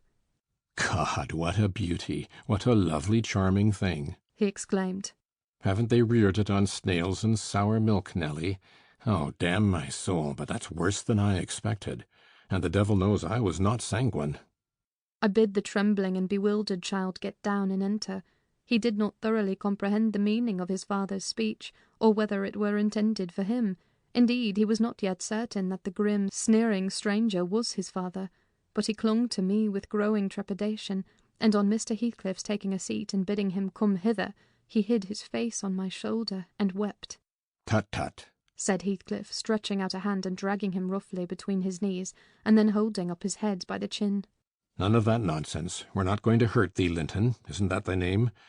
Thou art thy mother's child entirely. Where is my share in thee, puling chicken?" He took off the boy's cap, and pushed back his thick flaxen curls, felt his slender arms and his small fingers, during which examination Linton ceased crying, and lifted his great blue eyes to inspect the inspector. "Do you know me?" asked Heathcliff, having satisfied himself that the limbs were all equally frail and feeble. "No," said Linton, with a gaze of vacant fear. "You've heard of me, I dare say?" "No," he replied again. "No. What a shame of your mother never to waken your filial regard for me. You are my son, then, I'll tell you, and your mother was a wicked slut to leave you in ignorance of the sort of father you possessed. Now don't wince and colour up, though it is something to see you have not white blood. Be a good lad, and I'll do for you. Nelly, if you be tired, you may sit down. If not, get home again. I guess you'll report what you hear and see to the cipher at the Grange, and this thing won't be settled while you linger about it." "Well," replied I hope you'll be kind to the boy, Mr. Heathcliff, or you'll not keep him long, and he's all you have akin in the wide world that you will ever know. Remember." "I'll be very kind to him, you needn't fear," he said, laughing. "Only nobody else must be kind to him. I'm jealous of monopolizing his affection. And, to begin my kindness, Joseph, bring the lad some breakfast. Hareton, you infernal calf, be gone to your work. Yes, Nell," he added, when they had departed, "my son is prospective owner of your place, and I should not wish him to die till I was certain of being his successor. Besides, he's mine, and I want the triumph of seeing my descendant fairly lord of their estates, my child hiring their children to till their father's lands for wages. That is the sole consideration which can make me endure the whelp. I despise him for himself, and hate him for the memories he revives. But that consideration is sufficient. He's as safe with me, and shall be tended as carefully as your master tends his own. I have a room upstairs furnished for him in handsome style. I've engaged a tutor also to come 3 times a week from 20 miles distance to teach him what he pleases to learn. I've ordered Hareton to obey him, and in fact I've arranged everything with a view to preserve the superior and the gentleman in him above his associates. I do regret, however, that he so little deserves the trouble. If I wished any blessing in the world, it was to find him a worthy object of pride, and I'm bitterly disappointed with the whey-faced, whining wretch." While he was speaking, Joseph returned bearing a basin of milk porridge, and placed it before Linton, who stirred round the homely mess with a look of aversion, and affirmed he could not eat it. I saw the old manservant shared largely in his master's scorn of the child, though he was compelled to retain the sentiment in his heart, because Heathcliff plainly meant his underlings to hold him in honour. "Cannot eat it?" repeated he, peering in Linton's face, and subduing his voice to a whisper for fear of being overheard. "But Maister Hareton never ate naught else when he were a little un, and what were good enough for him is good enough for ye, I's rather think." "I shan't eat it," answered Linton snappishly. "Take it away." Joseph snatched up the food indignantly and brought it to us. "Is there aught ails thy victuals?" thrusting the tray under Heathcliff's nose. "What should ail them?" he said. "Why," answered Joseph, "yon dainty chap says he cannot eat 'em, but I guess it's right. His mother were just so. We were a'most too mucky to sow to corn for making her bread." "Don't mention his mother to me," said the master angrily. "Get him something that he can eat, that's all. What is his usual food, Nelly?" I suggested boiled milk or tea, and the housekeeper received instructions to prepare some. Come, I reflected, his father's selfishness may contribute to his comfort. He perceives his delicate constitution, and the necessity of treating him tolerably. I'll console Mr. Edgar by acquainting him with the turn Heathcliff's humour has taken. Having no excuse for lingering longer, I slipped out, while Linton was engaged in timidly rebuffing the advances of a friendly sheepdog. But he was too much on the alert to be cheated. As I closed the door, I heard a cry, and a frantic repetition of the words, "Don't leave me! I'll not stay here! I'll not stay here!" Then the latch was raised and fell. They did not suffer him to come forth. I mounted Minnie and urged her to a trot, and so my brief guardianship ended. End of Chapter 20.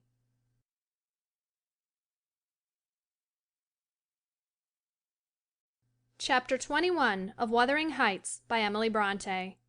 We had sad work with little Cathy that day.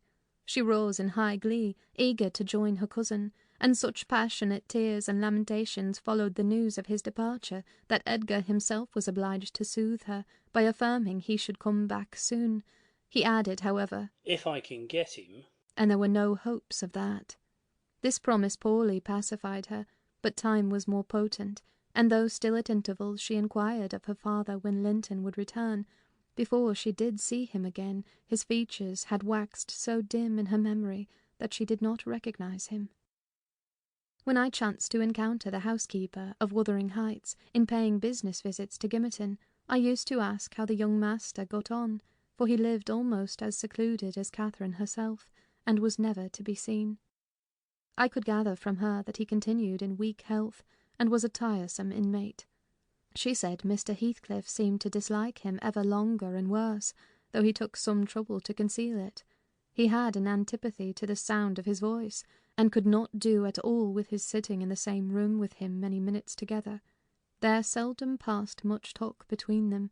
Linton learnt his lessons, and spent his evenings in a small apartment they called the parlour, or else lay in bed all day, for he was constantly getting coughs, and colds, and aches, and pains of some sort.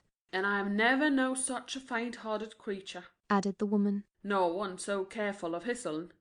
He will go on, if I leave the window open a bit late in the evening. Oh, it's killing and breathing of night air.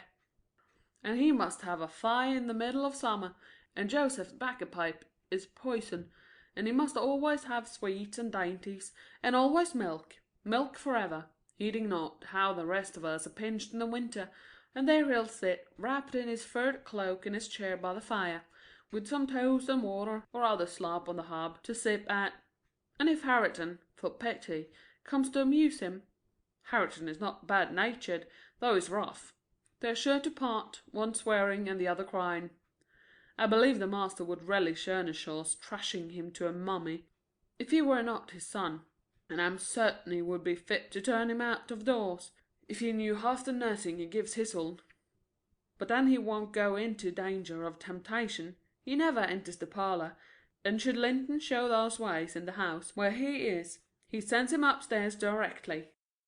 I divined from this account that utter lack of sympathy had rendered young Heathcliff selfish and disagreeable, if he were not so originally, and my interest in him, consequently, decayed, though still I was moved with a sense of grief at his lot, and a wish that he had been left with us. Mr. Edgar encouraged me to gain information. He thought a great deal about him, I fancy, and would have run some risk to see him, and he told me once to ask the housekeeper whether he ever came into the village. She said he had only been twice on horseback, accompanying his father, and both times he pretended to be quite knocked up for 3 or 4 days afterwards. That housekeeper left, if I recollect rightly, 2 years after he came, and another, whom I did not know, was her successor. She lives there still.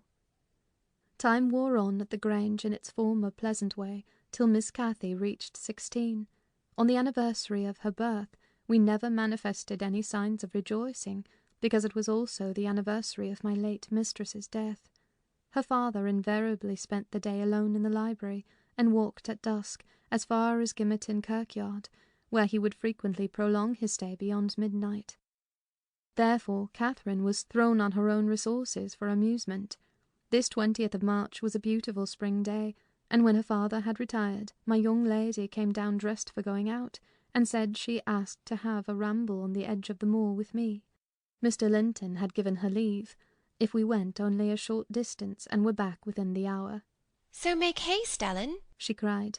"I know where I wish to go, where a colony of moor game are settled. I want to see whether they have made their nests yet." "That must be a good distance up," I answered. "They don't breed on the edge of the moor." "No, it's not," she said. "I've gone very near with papa." I put on my bonnet and sallied out, thinking nothing more of the matter.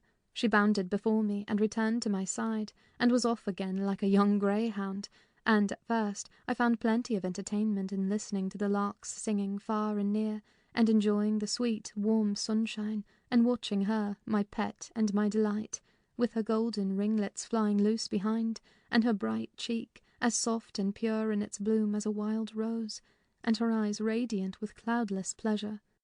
She was a happy creature, and an angel in those days. It's a pity she could not be content. "Well," said I, "where are your moor game, Miss Cathy? We should be at them. The Grange Park fence is a great way off now." "Oh, a little further, only a little further, Ellen," was her answer continually. "Climb to that hillock, pass that bank, and by the time you reach the other side I shall have raised the birds." But there were so many hillocks and banks to climb and pass that, at length, I began to be weary, and told her we must halt, and retrace our steps.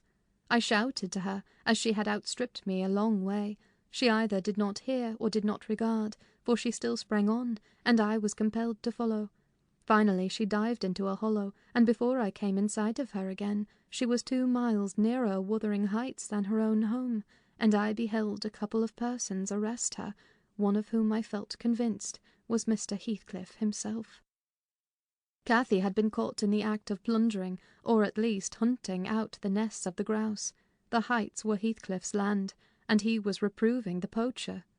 "I've neither taken any nor found any," she said, as I toiled to them, expanding her hands in corroboration of the statement. "I didn't mean to take them, but papa told me there were quantities up here, and I wished to see the eggs."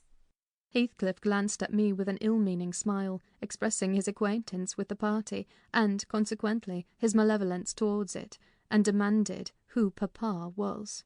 "Mr. Linton of Thrushcross Grange," she replied. "I thought you did not know me, or you wouldn't have spoken in that way." You suppose papa is highly esteemed and respected, then? He said sarcastically. "And what are you?"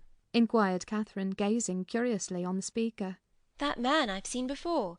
Is he your son?" She pointed to Hareton, the other individual, who had gained nothing but increased bulk and strength by the addition of 2 years to his age. He seemed as awkward and rough as ever. "Miss Cathy," I interrupted, "it will be 3 hours instead of 1 that we are out presently. We really must go back." "No, that man is not my son," answered Heathcliff, pushing me aside. "But I have one, and you have seen him before, too. And though your nurse is in a hurry, I think both you and she would be the better for a little rest. Will you just turn this nab of heath and walk into my house? You'll get home earlier for the ease, and you shall receive a kind welcome." I whispered Catherine that she mustn't on any account accede to the proposal. It was entirely out of the question. "Why?" she asked aloud. "I'm tired of running, and the ground is dewy. I can't sit here. Let us go, Ellen. Besides, he says I have seen his son. He's mistaken, I think. But I guess where he lives, at the farmhouse I visited in coming from Penistone Crags. Don't you?" "I do. Come, Nelly, hold your tongue. It will be a treat for her to look in on us. Hareton, get forwards with the lass. You shall walk with me, Nelly." "No, she's not going to any such place," I cried, struggling to release my arm, which he had seized. But she was almost at the door-stones already, scampering round the brow at full speed. Her appointed companion did not pretend to escort her. He shied off by the roadside and vanished. "Mr. Heathcliff, it's very wrong," I continued. "You know you mean no good. And there she'll see Linton, and all will be told as soon as ever we return, and I shall have the blame." "I want her to see Linton," he answered. "He's looking better these few days, and it's not often he's fit to be seen. And we'll soon persuade her to keep the visit secret. Where is the harm of it?" "The harm of it is that her father would hate me if he found I suffered her to enter your house, and I am convinced you have a bad design in encouraging her to do so," I replied. "My design is as honest as possible. I'll inform you of its whole scope," he said. "That the 2 cousins may fall in love and get married. I'm acting generously to your master. His young chit has no expectations, and should she second my wishes, she'll be provided for at once as joint successor with Linton." "If Linton died," I answered, "and his life is quite uncertain, Catherine would be the heir." "No, she would not," he said. "There is no clause in the will to secure it so. His property would go to me. But, to prevent disputes, I desire their union, and am resolved to bring it about." "And I'm resolved she shall never approach your house with me again," I returned, as we reached the gate, where Miss Cathy waited our coming. Heathcliff bade me be quiet, and, preceding us up the path, hastened to open the door. My young lady gave him several looks, as if she could not exactly make up her mind what to think of him. But now he smiled when he met her eye, and softened his voice in addressing her, and I was foolish enough to imagine the memory of her mother might disarm him from desiring her injury. Linton stood on the hearth. He had been out walking in the fields, for his cap was on, and he was calling to Joseph to bring him dry shoes. He had grown tall of his age, still wanting some months of 16. His features were pretty yet, and his eye and complexion brighter than I remembered them, though with merely temporary lustre borrowed from the salubrious air and genial sun. "Now, who is that?" asked Mr. Heathcliff, turning to Cathy. "Can you tell?" "Your son?" she said, having doubtfully surveyed first one and then the other. "Yes, yes," answered he. "But is this the only time you have beheld him? Think. Ah, you have a short memory. Linton, don't you recall your cousin that you used to tease us so with wishing to see?" "What, Linton?" cried Cathy, kindling into joyful surprise at the name. "Is that little Linton? He's taller than I am. Are you Linton?" The youth stepped forward and acknowledged himself. She kissed him fervently, and they gazed with wonder at the change time had wrought in the appearance of each. Catherine had reached her full height. Her figure was both plump and slender, elastic as steel, and her whole aspect sparkling with health and spirits. Linton's looks and movements were very languid, and his form extremely slight, but there was a grace in his manner that mitigated these defects, and rendered him not unpleasing. After exchanging numerous marks of fondness with him, his cousin went to Mr. Heathcliff, who lingered by the door, dividing his attention between the objects inside and those that lay without, pretending, that is, to observe the latter, and really noting the former alone. "And you are my uncle, then?" she cried, reaching up to salute him. "I thought I liked you, though you were cross at first. Why don't you visit at the Grange with Linton? To live all these years such close neighbours and never see us is odd. What have you done so for?" I visited it once or twice too often before you were born, he answered. There, damn it, if you have any kisses to spare, give them to Linton. They are thrown away on me. "Naughty Ellen!" exclaimed Catherine, flying to attack me next with her lavish caresses. "Wicked Ellen! To try to hinder me from entering. But I'll take this walk every morning in future. May I, uncle? And sometimes bring papa. Won't you be glad to see us?" Of course, replied the uncle, with a hardly suppressed grimace, resulting from his deep aversion to both the proposed visitors. But stay, he continued, turning towards the young lady. Now I think of it, I'd better tell you. Mr. Linton has a prejudice against me. We quarrelled at one time of our lives with unchristian ferocity, and if you mention coming here to him, he'll put a veto on your visits altogether. Therefore you must not mention it, unless you be careless of seeing your cousin hereafter. You may come, if you will, but you must not mention it. "Why did you quarrel?" asked Catherine, considerably crestfallen. He thought me too poor to wed his sister, answered Heathcliff, and was grieved that I got her. His pride was hurt, and he'll never forgive it. "That's wrong," said the young lady. "Some time I'll tell him so. But Linton and I have no share in your quarrel. I'll not come here, then. He shall come to the Grange." "It will be too far for me," murmured her cousin. "To walk 4 miles would kill me. No, come here, Miss Catherine, now and then. Not every morning, but once or twice a week." The father launched towards his son a glance of bitter contempt. I am afraid, Nelly, I shall lose my labour, he muttered to me. Miss Catherine, as the ninny calls her, will discover his value and send him to the devil. Now, if it had been Hareton— Do you know that 20 times a day I covet Hareton, with all his degradation? I'd have loved the lad had he been someone else. But I think he's safe from her love. I'll pit him against that paltry creature unless it bestir itself briskly. We calculate it will scarcely last till it is 18. Oh, confound the vapid thing! He's absorbed in drying his feet, and never looks at her. Linton! "Yes, father," answered the boy. Have you nothing to show your cousin anywhere about, not even a rabbit or a weasel's nest? Take her into the garden before you change your shoes, and into the stable to see your horse." "Wouldn't you rather sit here?" asked Linton, addressing Cathy in a tone which expressed reluctance to move again. "I don't know," she replied, casting a longing look to the door, and evidently eager to be active. He kept his seat, and shrank closer to the fire. Heathcliff rose and went into the kitchen, and from thence to the yard, calling out for Hareton. Hareton responded, and presently the two re-entered. The young man had been washing himself, as was visible by the glow on his cheeks and his wetted hair. "Oh, I'll ask you, uncle," cried Miss Cathy, recollecting the housekeeper's assertion. "That is not my cousin, is he?" Yes, he replied. Your mother's nephew. Don't you like him? Catherine looked queer.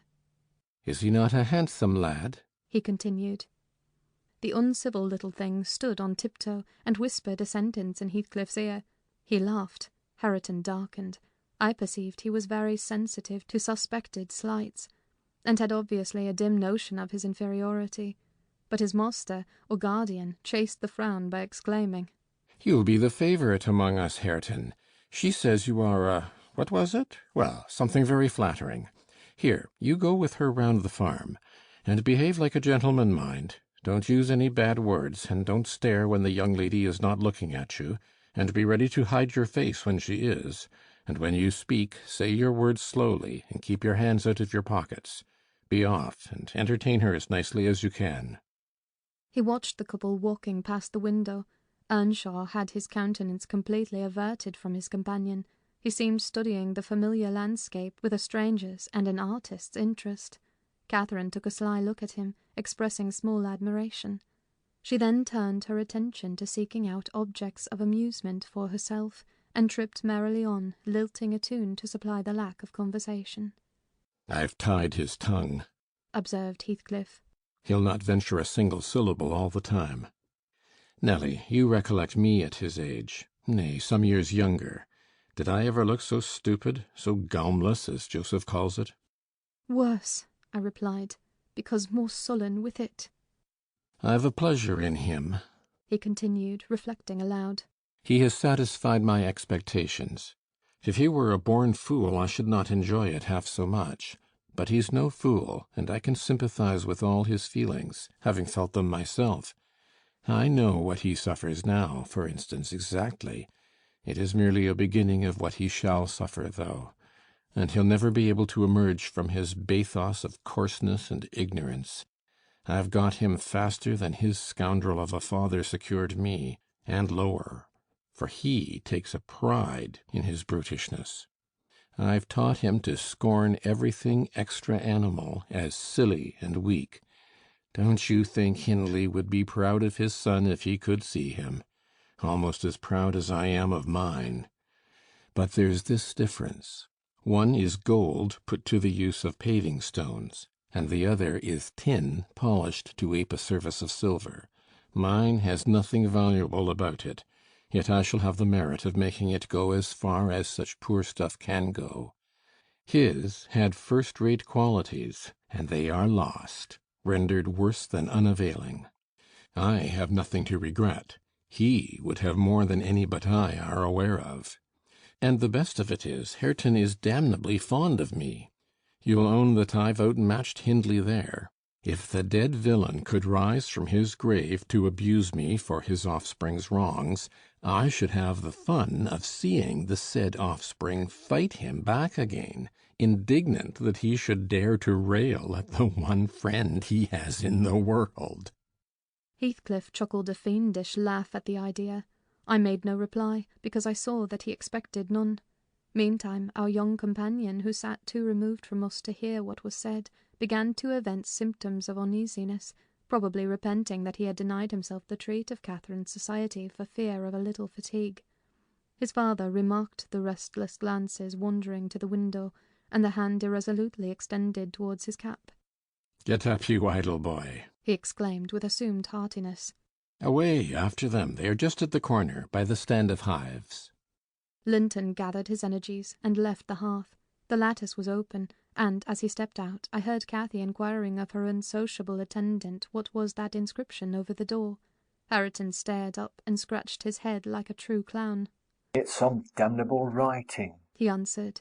"I cannot read it." "Can't read it?" cried Catherine. "I can read it. It's English. But I want to know why it is there." Linton giggled, the first appearance of mirth he had exhibited. "He does not know his letters," he said to his cousin. "Could you believe in the existence of such a colossal dunce?" "Is he all as he should be?" asked Miss Cathy seriously. "Or is he simple? Not right? I've questioned him twice now, and each time he looked so stupid I think he does not understand me. I can hardly understand him, I'm sure." Linton repeated his laugh and glanced at Hareton tauntingly, who certainly did not seem quite clear of comprehension at that moment. "There's nothing the matter but laziness. Is there, Earnshaw?" he said.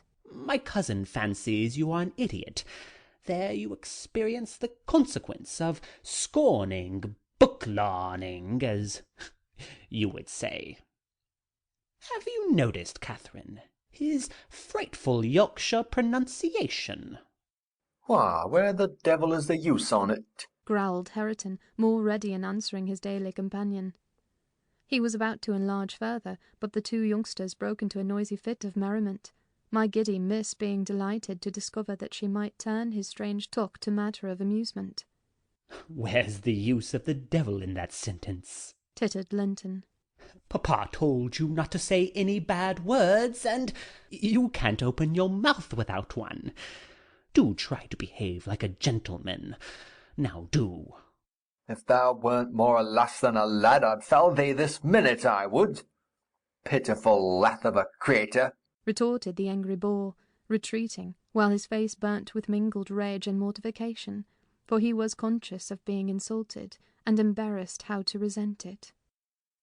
Mr. Heathcliff, having overheard the conversation as well as I, smiled when he saw him go, but immediately afterwards cast a look of singular aversion on the flippant pair, who remained chattering in the doorway, the boy finding animation enough while discussing Hareton's faults and deficiencies, and relating anecdotes of his goings-on, and the girl relishing his pert and spiteful sayings without considering the ill nature they evinced. I began to dislike, more than to compassionate Linton, and to excuse his father in some measure for holding him cheap. We stayed till afternoon. I could not tear Miss Cathy away sooner, but happily my master had not quitted his apartment, and remained ignorant of our prolonged absence. As we walked home, I would fain have enlightened my charge on the characters of the people we had quitted, but she got it into her head that I was prejudiced against them. "Aha!" she cried. "You take papa's side, Ellen. You are partial, I know, or else you wouldn't have cheated me so many years into the notion that Linton lived a long way from here. I'm really extremely angry, only I'm so pleased I can't show it. But you must hold your tongue about my uncle. He's my uncle, remember, and I'll scold papa for quarrelling with him." And so she ran on, till I relinquished the endeavour to convince her of her mistake. She did not mention the visit that night, because she did not see Mr. Linton. Next day it all came out, sadly to my chagrin, and still I was not altogether sorry. I thought the burden of directing and warning would be more efficiently borne by him than me. But he was too timid in giving satisfactory reasons for his wish that she should shun connection with the household of the Heights, and Catherine liked good reasons for every restraint that harassed her petted will. "Papa!" she exclaimed after the morning's salutations. "Guess whom I saw yesterday in my walk on the moors? Ah, papa, you started. You've not done right, have you now? I saw, but listen, and you shall hear how I found you out. And Ellen, who is in league with you, and yet pretended to pity me so, when I kept hoping, and was always disappointed about Linton's coming back." She gave a faithful account of her excursion and its consequences, and my master, though he cast more than one reproachful look at me, said nothing till she had concluded. Then he drew her to him, and asked if she knew why he had concealed Linton's near neighbourhood from her. Could she think it was to deny her a pleasure that she might harmlessly enjoy? "It was because you disliked Mr. Heathcliff," she answered. "Then you believe I care more for my own feelings than yours, Cathy?" he said. "No, it was not because I disliked Mr. Heathcliff, but because Mr. Heathcliff dislikes me, and is a most diabolical man, delighting to wrong and ruin those he hates, if they give him the slightest opportunity.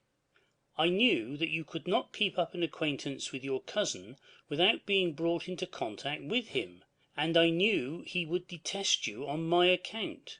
So for your own good, and nothing else, I took precaution that you should not see Linton again.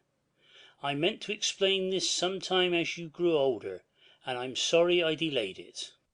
"But Mr. Heathcliff was quite cordial, papa," observed Catherine, not at all convinced. "and he didn't object to our seeing each other. He said I might come to his house when I pleased. Only I must not tell you, because you had quarrelled with him, and would not forgive him for marrying Aunt Isabella. And you won't. You are the one to be blamed. He is willing to let us be friends at least, Linton and I, and you are not."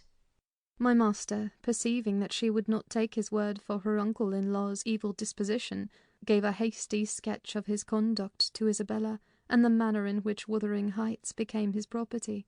He could not bear to discourse long upon the topic, for though he spoke little of it, he still felt the same horror and detestation of his ancient enemy that had occupied his heart ever since Mrs. Linton's death. "She might have been living yet if it had not been for him," was his constant bitter reflection, and, in his eyes, Heathcliff seemed a murderer. Miss Cathy, conversant with no bad deeds except her own slight acts of disobedience, injustice, and passion, arising from hot temper and thoughtlessness, and repented of on the day they were committed, was amazed at the blackness of spirit that could brood on and cover revenge for years, and deliberately prosecute its plans without a visitation of remorse.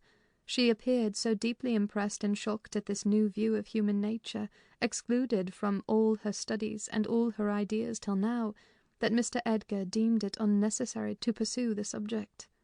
He merely added, "You will know hereafter, darling, why I wish you to avoid his house and family. Now return to your old employments and amusements, and think no more about them." Catherine kissed her father, and sat down quietly to her lessons for a couple of hours, according to custom.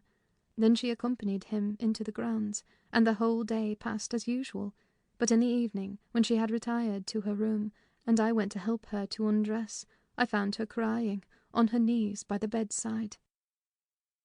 "Oh, fie, silly child!" I exclaimed. "If you had any real griefs, you'd be ashamed to waste a tear on this little contrariety. You never had one shadow of substantial sorrow, Miss Catherine. Suppose for a minute that master and I were dead, and you were by yourself in the world. How would you feel then? Compare the present occasion with such an affliction as that, and be thankful for the friends you have, instead of coveting more." "I'm not crying for myself, Ellen," she answered. "It's for him. He expected to see me again to-morrow, and there he'll be so disappointed, and he'll wait for me, and I shan't come." "Nonsense," said I. "Do you imagine he has thought as much of you as you have of him? Hasn't he Hareton for a companion? Not 1 in 100 would weep at losing a relation they had just seen twice, for 2 afternoons. Linton will conjecture how it is, and trouble himself no further about you." "But may I not write a note to tell him why I cannot come?" she asked, rising to her feet. "And just send those books I promised to lend him. His books are not as nice as mine, and he wanted to have them extremely, when I told them how interesting they were. May I not, Ellen?" "No, indeed, no, indeed," replied I with decision. "Then he would write to you, and there'd never be an end of it. No, Miss Catherine, the acquaintance must be dropped entirely, so papa expects, and I shall see that it is done." "But how can one little note—" she recommenced, putting on an imploring countenance. "Silence!" I interrupted. "We'll not begin with your little notes. Get into bed." She threw at me a very naughty look, so naughty that I would not kiss her good night at first. I covered her up, and shut her door, in great displeasure. But, repenting halfway, I returned softly, and lo, there was Miss standing at the table with a bit of blank paper before her, and a pencil in her hand, which she guiltily slipped out of sight on my entrance. "You'll get nobody to take that, Catherine," I said, "if you write it, and at present I shall put out your candle." I set the extinguisher on the flame, receiving as I did so a slap on my hand and a petulant "Cross thing!" I then quitted her again, and she drew the bolt in one of her worst, most peevish humours. The letter was finished, and forwarded to its destination by a milk-fetcher who came from the village, but that I didn't learn till some time afterwards. Weeks passed on, and Cathy recovered her temper, though she grew wondrous fond of stealing off to corners by herself, and often, if I came near her suddenly while reading, she would start and bend over the book, evidently desirous to hide it, and I detected edges of loose paper sticking out beyond the leaves. She also got a trick of coming down early in the morning and lingering about the kitchen, as if she were expecting the arrival of something, and she had a small drawer in a cabinet in the library, which she would trifle over for hours, and whose key she took special care to remove when she left it.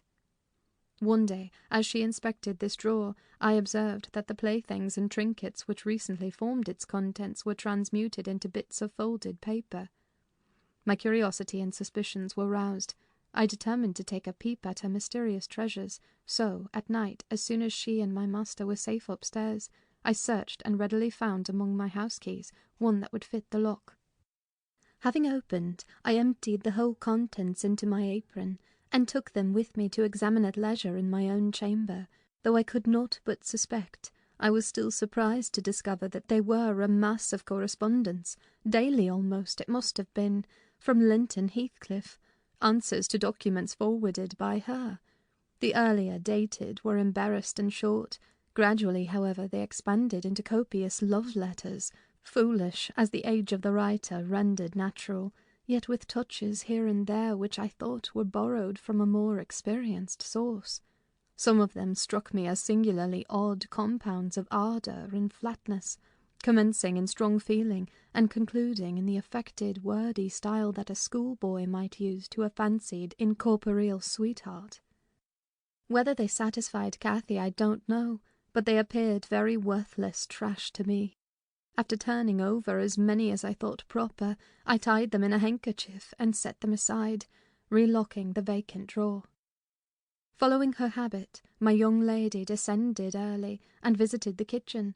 I watched her go to the door on the arrival of a certain little boy, and, while the dairymaid filled his can, she tucked something into his jacket pocket and plucked something out.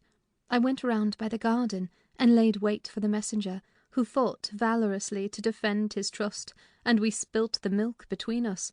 But I succeeded in abstracting the epistle, and, threatening serious consequences if he did not look sharp home, I remained under the wall and perused Miss Cathy's affectionate composition.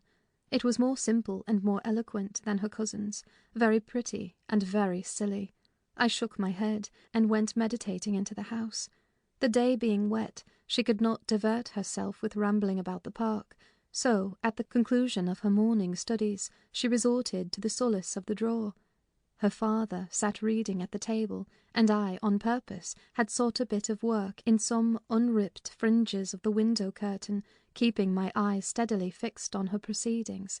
Never did any bird flying back to a plundered nest, which it had left brimful of chirping young ones, express more complete despair, in its anguished cries and flutterings, than she by her single. Oh! And then the change that transfigured her late happy countenance.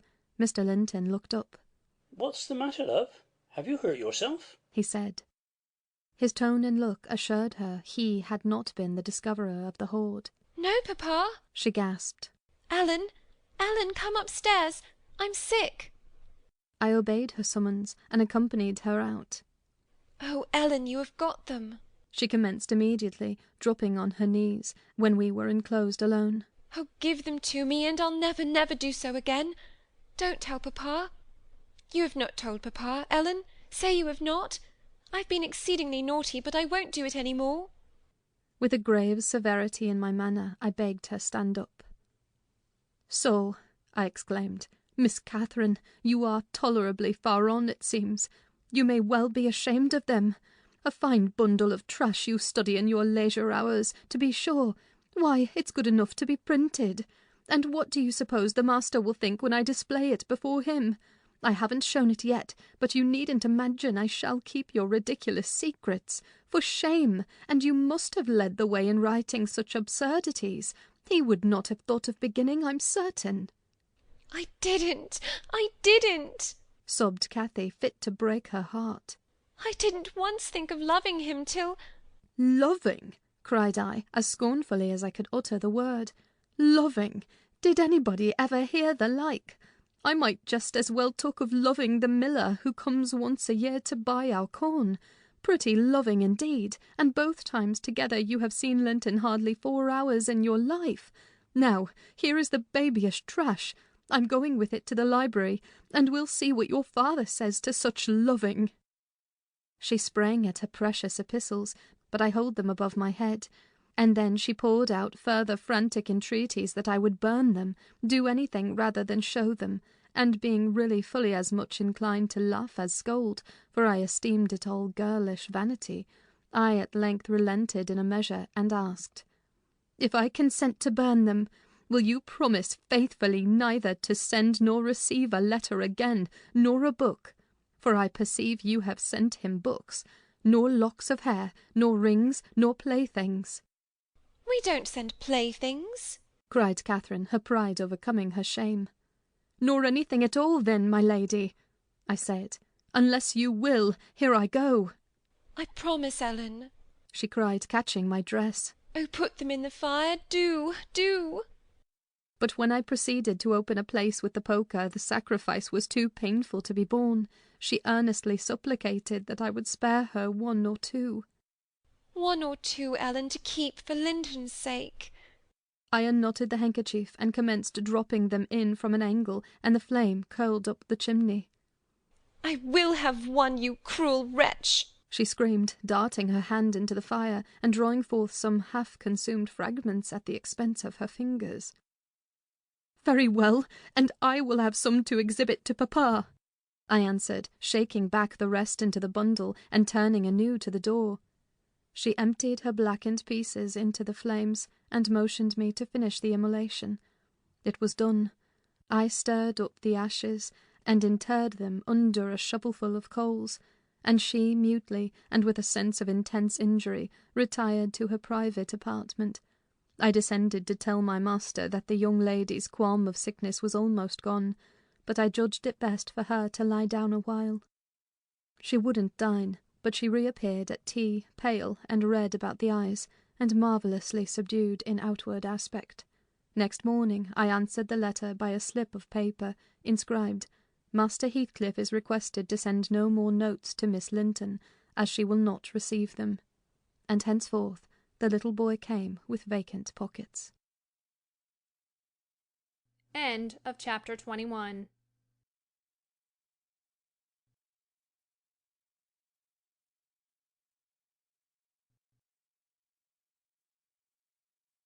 Chapter 22 of Wuthering Heights by Emily Brontë. Summer drew to an end, and early autumn. It was past Michaelmas, but the harvest was late that year, and a few of our fields were still uncleared. Mr. Linton and his daughter would frequently walk out among the reapers. At the carrying of the last sheaves they stayed till dusk, and the evening happening to be chill and damp, my master caught a bad cold that settled obstinately on his lungs, and confined him indoors throughout the whole of the winter, nearly without intermission. Poor Cathy, frightened from her little romance, had been considerably sadder and duller since its abandonment, and her father insisted on her reading less and taking more exercise. She had his companionship no longer. I esteemed it a duty to supply its lack, as much as possible, with mine, an inefficient substitute, for I could only spare 2 or 3 hours from my numerous diurnal occupations to follow her footsteps, and then my society was obviously less desirable than his.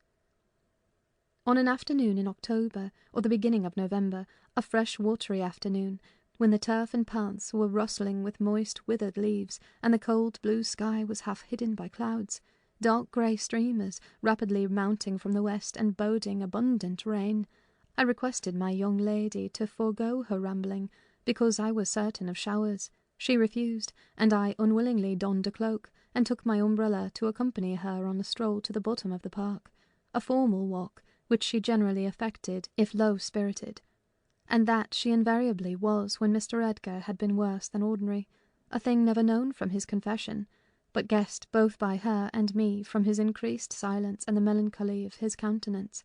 She went sadly on. There was no running or bounding now, though the chill wind might well have tempted her to race, and often from the side of my eye I could detect her raising a hand and brushing something off her cheek. I gazed round for a means of diverting her thoughts.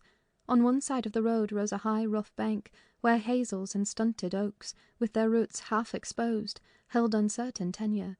The soil was too loose for the latter, and strong winds had blown some nearly horizontal. In summer, Miss Catherine delighted to climb among these trunks and sit in the branches, swinging 20 feet above the ground, and I, pleased with her agility and her light, childish heart, still considered it proper to scold every time I caught her at such an elevation, but so that she knew there was no necessity for descending. From dinner to tea she would lie in her breeze-rocked cradle, doing nothing except singing old songs, my nursery lore, to herself, or watching the birds, joint tenants, feed and entice their young ones to fly, or nestling with closed lids, half thinking, half dreaming, happier than words can express. "Look, miss," I exclaimed, pointing to a nook under the roots of one twisted tree. "Winter is not here yet. There's a little flower up yonder, the last bud from the multitude of bluebells that clouded those turf steps in July with a lilac mist. Will you clamber up and pluck it to show papa?" Cathy stared a long time at the lonely blossom, trembling in its earthy shelter, and replied at length, "No, I'll not touch it. But it looks melancholy, does it not, Ellen?" Yes, I observed. About as starved and suckless as you. Your cheeks are bloodless. Let us take hold of hands and run. You're so low, I dare say I shall keep up with you. No, she repeated, and continued sauntering on, pausing at intervals to muse over a bit of moss, or a tuft of blanched grass, or a fungus spreading its bright orange among the heaps of brown foliage, and ever and anon her hand was lifted to her averted face. "Catherine, why are you crying, love?" I asked, approaching and putting my arm over her shoulder. "You mustn't cry because papa has a cold. Be thankful it is nothing worse." She now put no further restraint on her tears. Her breath was stifled by sobs. "Oh, it will be something worse," she said. "And what shall I do when papa and you leave me and I am by myself? I can't forget your words, Ellen. They are always in my ear. How life will be changed! How dreary the world will be when papa and you are dead!" "None can tell whether you won't die before us," I replied. "It's wrong to anticipate evil. We'll hope there are years and years to come before any of us go. Master is young, and I am strong, and hardly 45. My mother lived till 80, a canty dame to the last, and suppose Mr. Linton was spared till he saw 60. That would be more years than you have counted, miss. And would it not be foolish to mourn a calamity above 20 years beforehand?" "But Aunt Isabella was younger than papa," she remarked, gazing up with timid hope to seek further consolation. "Aunt Isabella had not you and me to nurse her," I replied. "She wasn't as happy as master. She hadn't as much to live for. All you need do is to wait well on your father, and cheer him by letting him see you cheerful, and avoid giving him anxiety on any subject. Mind that, Cathy. I'll not disguise but you might kill him if you were wild and reckless, and cherished a foolish, fanciful affection for the son of a person who would be glad to have him in his grave, and allowed him to discover that you fretted over the separation he has judged it expedient to make." "I fret about nothing on earth except papa's illness," answered my companion.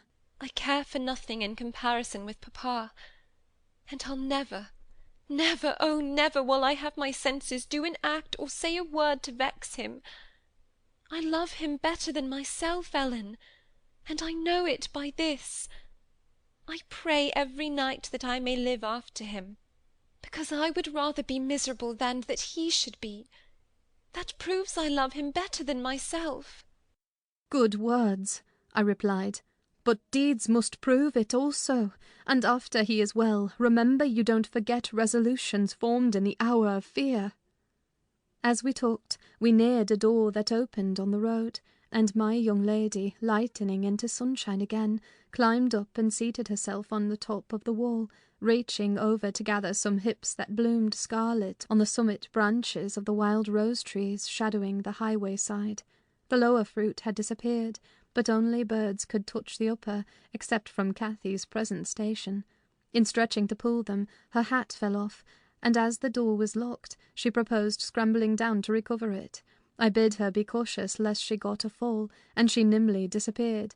But the return was no such easy matter. The stones were smooth and neatly cemented, and the rose-bushes and blackberry stragglers could yield no assistance in reascending. I, like a fool, didn't recollect that, till I heard her laughing and exclaiming, "Ellen, you'll have to fetch the key, or else I must run round to the porter's lodge. I can't scale the ramparts on this side." "Stay where you are," I answered. "I have my bundle of keys in my pocket. Perhaps I may manage to open it. If not, I'll go." Catherine amused herself with dancing to and fro before the door, while I tried all the large keys in succession. I had applied the last and found that none would do, so repeating my desire that she would remain there, I was about to hurry home as fast as I could, when an approaching sound arrested me. It was the trot of a horse. Cathy's dance stopped also. "Who is that?" I whispered. "Ellen, I wish you could open the door," whispered back my companion anxiously. "Oh, Miss Linton!" cried a deep voice, the rider's. "I'm glad to meet you. Don't be in haste to enter, for I have an explanation to ask and obtain." "I shan't speak to you, Mr. Heathcliff," answered Catherine. "Papa says you are a wicked man, and you hate both him and me, and Ellen says the same." That is nothing to the purpose, said Heathcliff. He it was. I don't hate my son, I suppose, and it is concerning him that I demand your attention. Yes, you have cause to blush. 2 or 3 months since, were you not in the habit of writing to Linton? Making love in play, eh? You deserved both of you flogging for that. You especially, the elder and less sensitive, as it turns out. I've got your letters, and if you give me any pertness I'll send them to your father. I presume you grew weary of the amusement and dropped it, didn't you? Well, you dropped Linton with it into a slough of despond. He was in earnest, in love, really. As true as I live, he's dying for you, breaking his heart at your fickleness, not figuratively, but actually. Though Hareton has made him a standing jest for 6 weeks, and I have used more serious measures and attempted to frighten him out of his idiocy, he gets worse daily, and he'll be under the sod before summer, unless you restore him. How can you lie so glaringly to the poor child? I called from the inside. Pray, ride on. How can you deliberately get up such paltry falsehoods? Miss Cathy, I'll knock the lock off with a stone. You won't believe that vile nonsense. You can feel in yourself it is impossible that a person should die for love of a stranger. I was not aware there were eavesdroppers, muttered the detected villain. Worthy Mrs. Dean, I like you, but I don't like your double-dealing, he added aloud. How could you lie so glaringly as to affirm I hated the poor child, and invent bugbear stories to terrify her from my door-stones? Catherine Linton, the very name warms me. My bonny lass, I shall be from home all this week. Go and see if I have not spoken truth. Do, there's a darling. Just imagine your father in my place and Linton in yours. Then think how you would value your careless lover if he refused to stir a step to comfort you when your father himself entreated him. And don't, from pure stupidity, fall into the same error. I swear on my salvation he's going to his grave, and none but you can save him.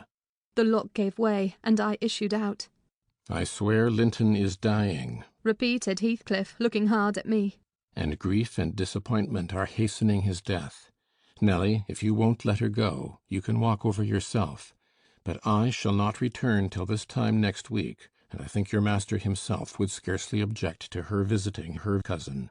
Come in, said I, taking Cathy by the arm and half forcing her to re-enter, for she lingered, viewing with troubled eyes the features of the speaker, too stern to express his inward deceit. He pushed his horse close, and, bending down, observed, Miss Catherine, I'll own to you that I have little patience with Linton, and Hareton and Joseph have less. I own that he's with a harsh set. He pines for kindness as well as love, and a kind word from you would be his best medicine. Don't mind Mrs. Dean's cruel cautions, but be generous, and contrive to see him. He dreams of you day and night, and cannot be persuaded that you don't hate him, since you neither write nor call. I closed the door, and rolled a stone to assist the loosened lock in holding it, and spreading my umbrella, I drew my charge underneath, for the rain began to drive through the moaning branches of the trees, and warned us to avoid delay.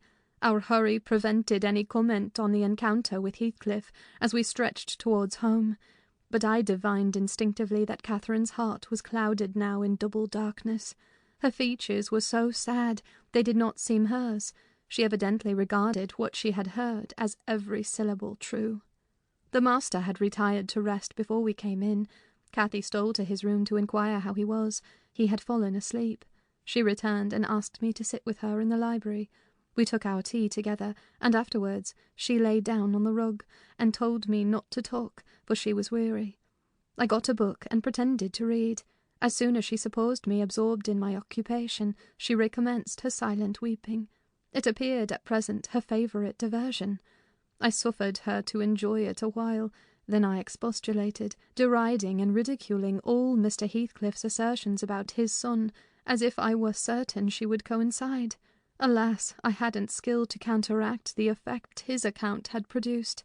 It was just what he intended. You may be right, Ellen, she answered, but I shall never feel at ease till I know. And I must tell Linton it is not my fault that I don't write, and convince him that I shall not change. What use were anger and protestations against her silly credulity? We parted that night, hostile, but next day beheld me on the road to Wuthering Heights, by the side of my wilful young mistress's pony. I couldn't bear to witness her sorrow, to see her pale, dejected countenance and heavy eyes, and I yielded, in the faint hope that Linton himself might prove, by his reception of us, how little of the tale was founded on fact. End of chapter 22.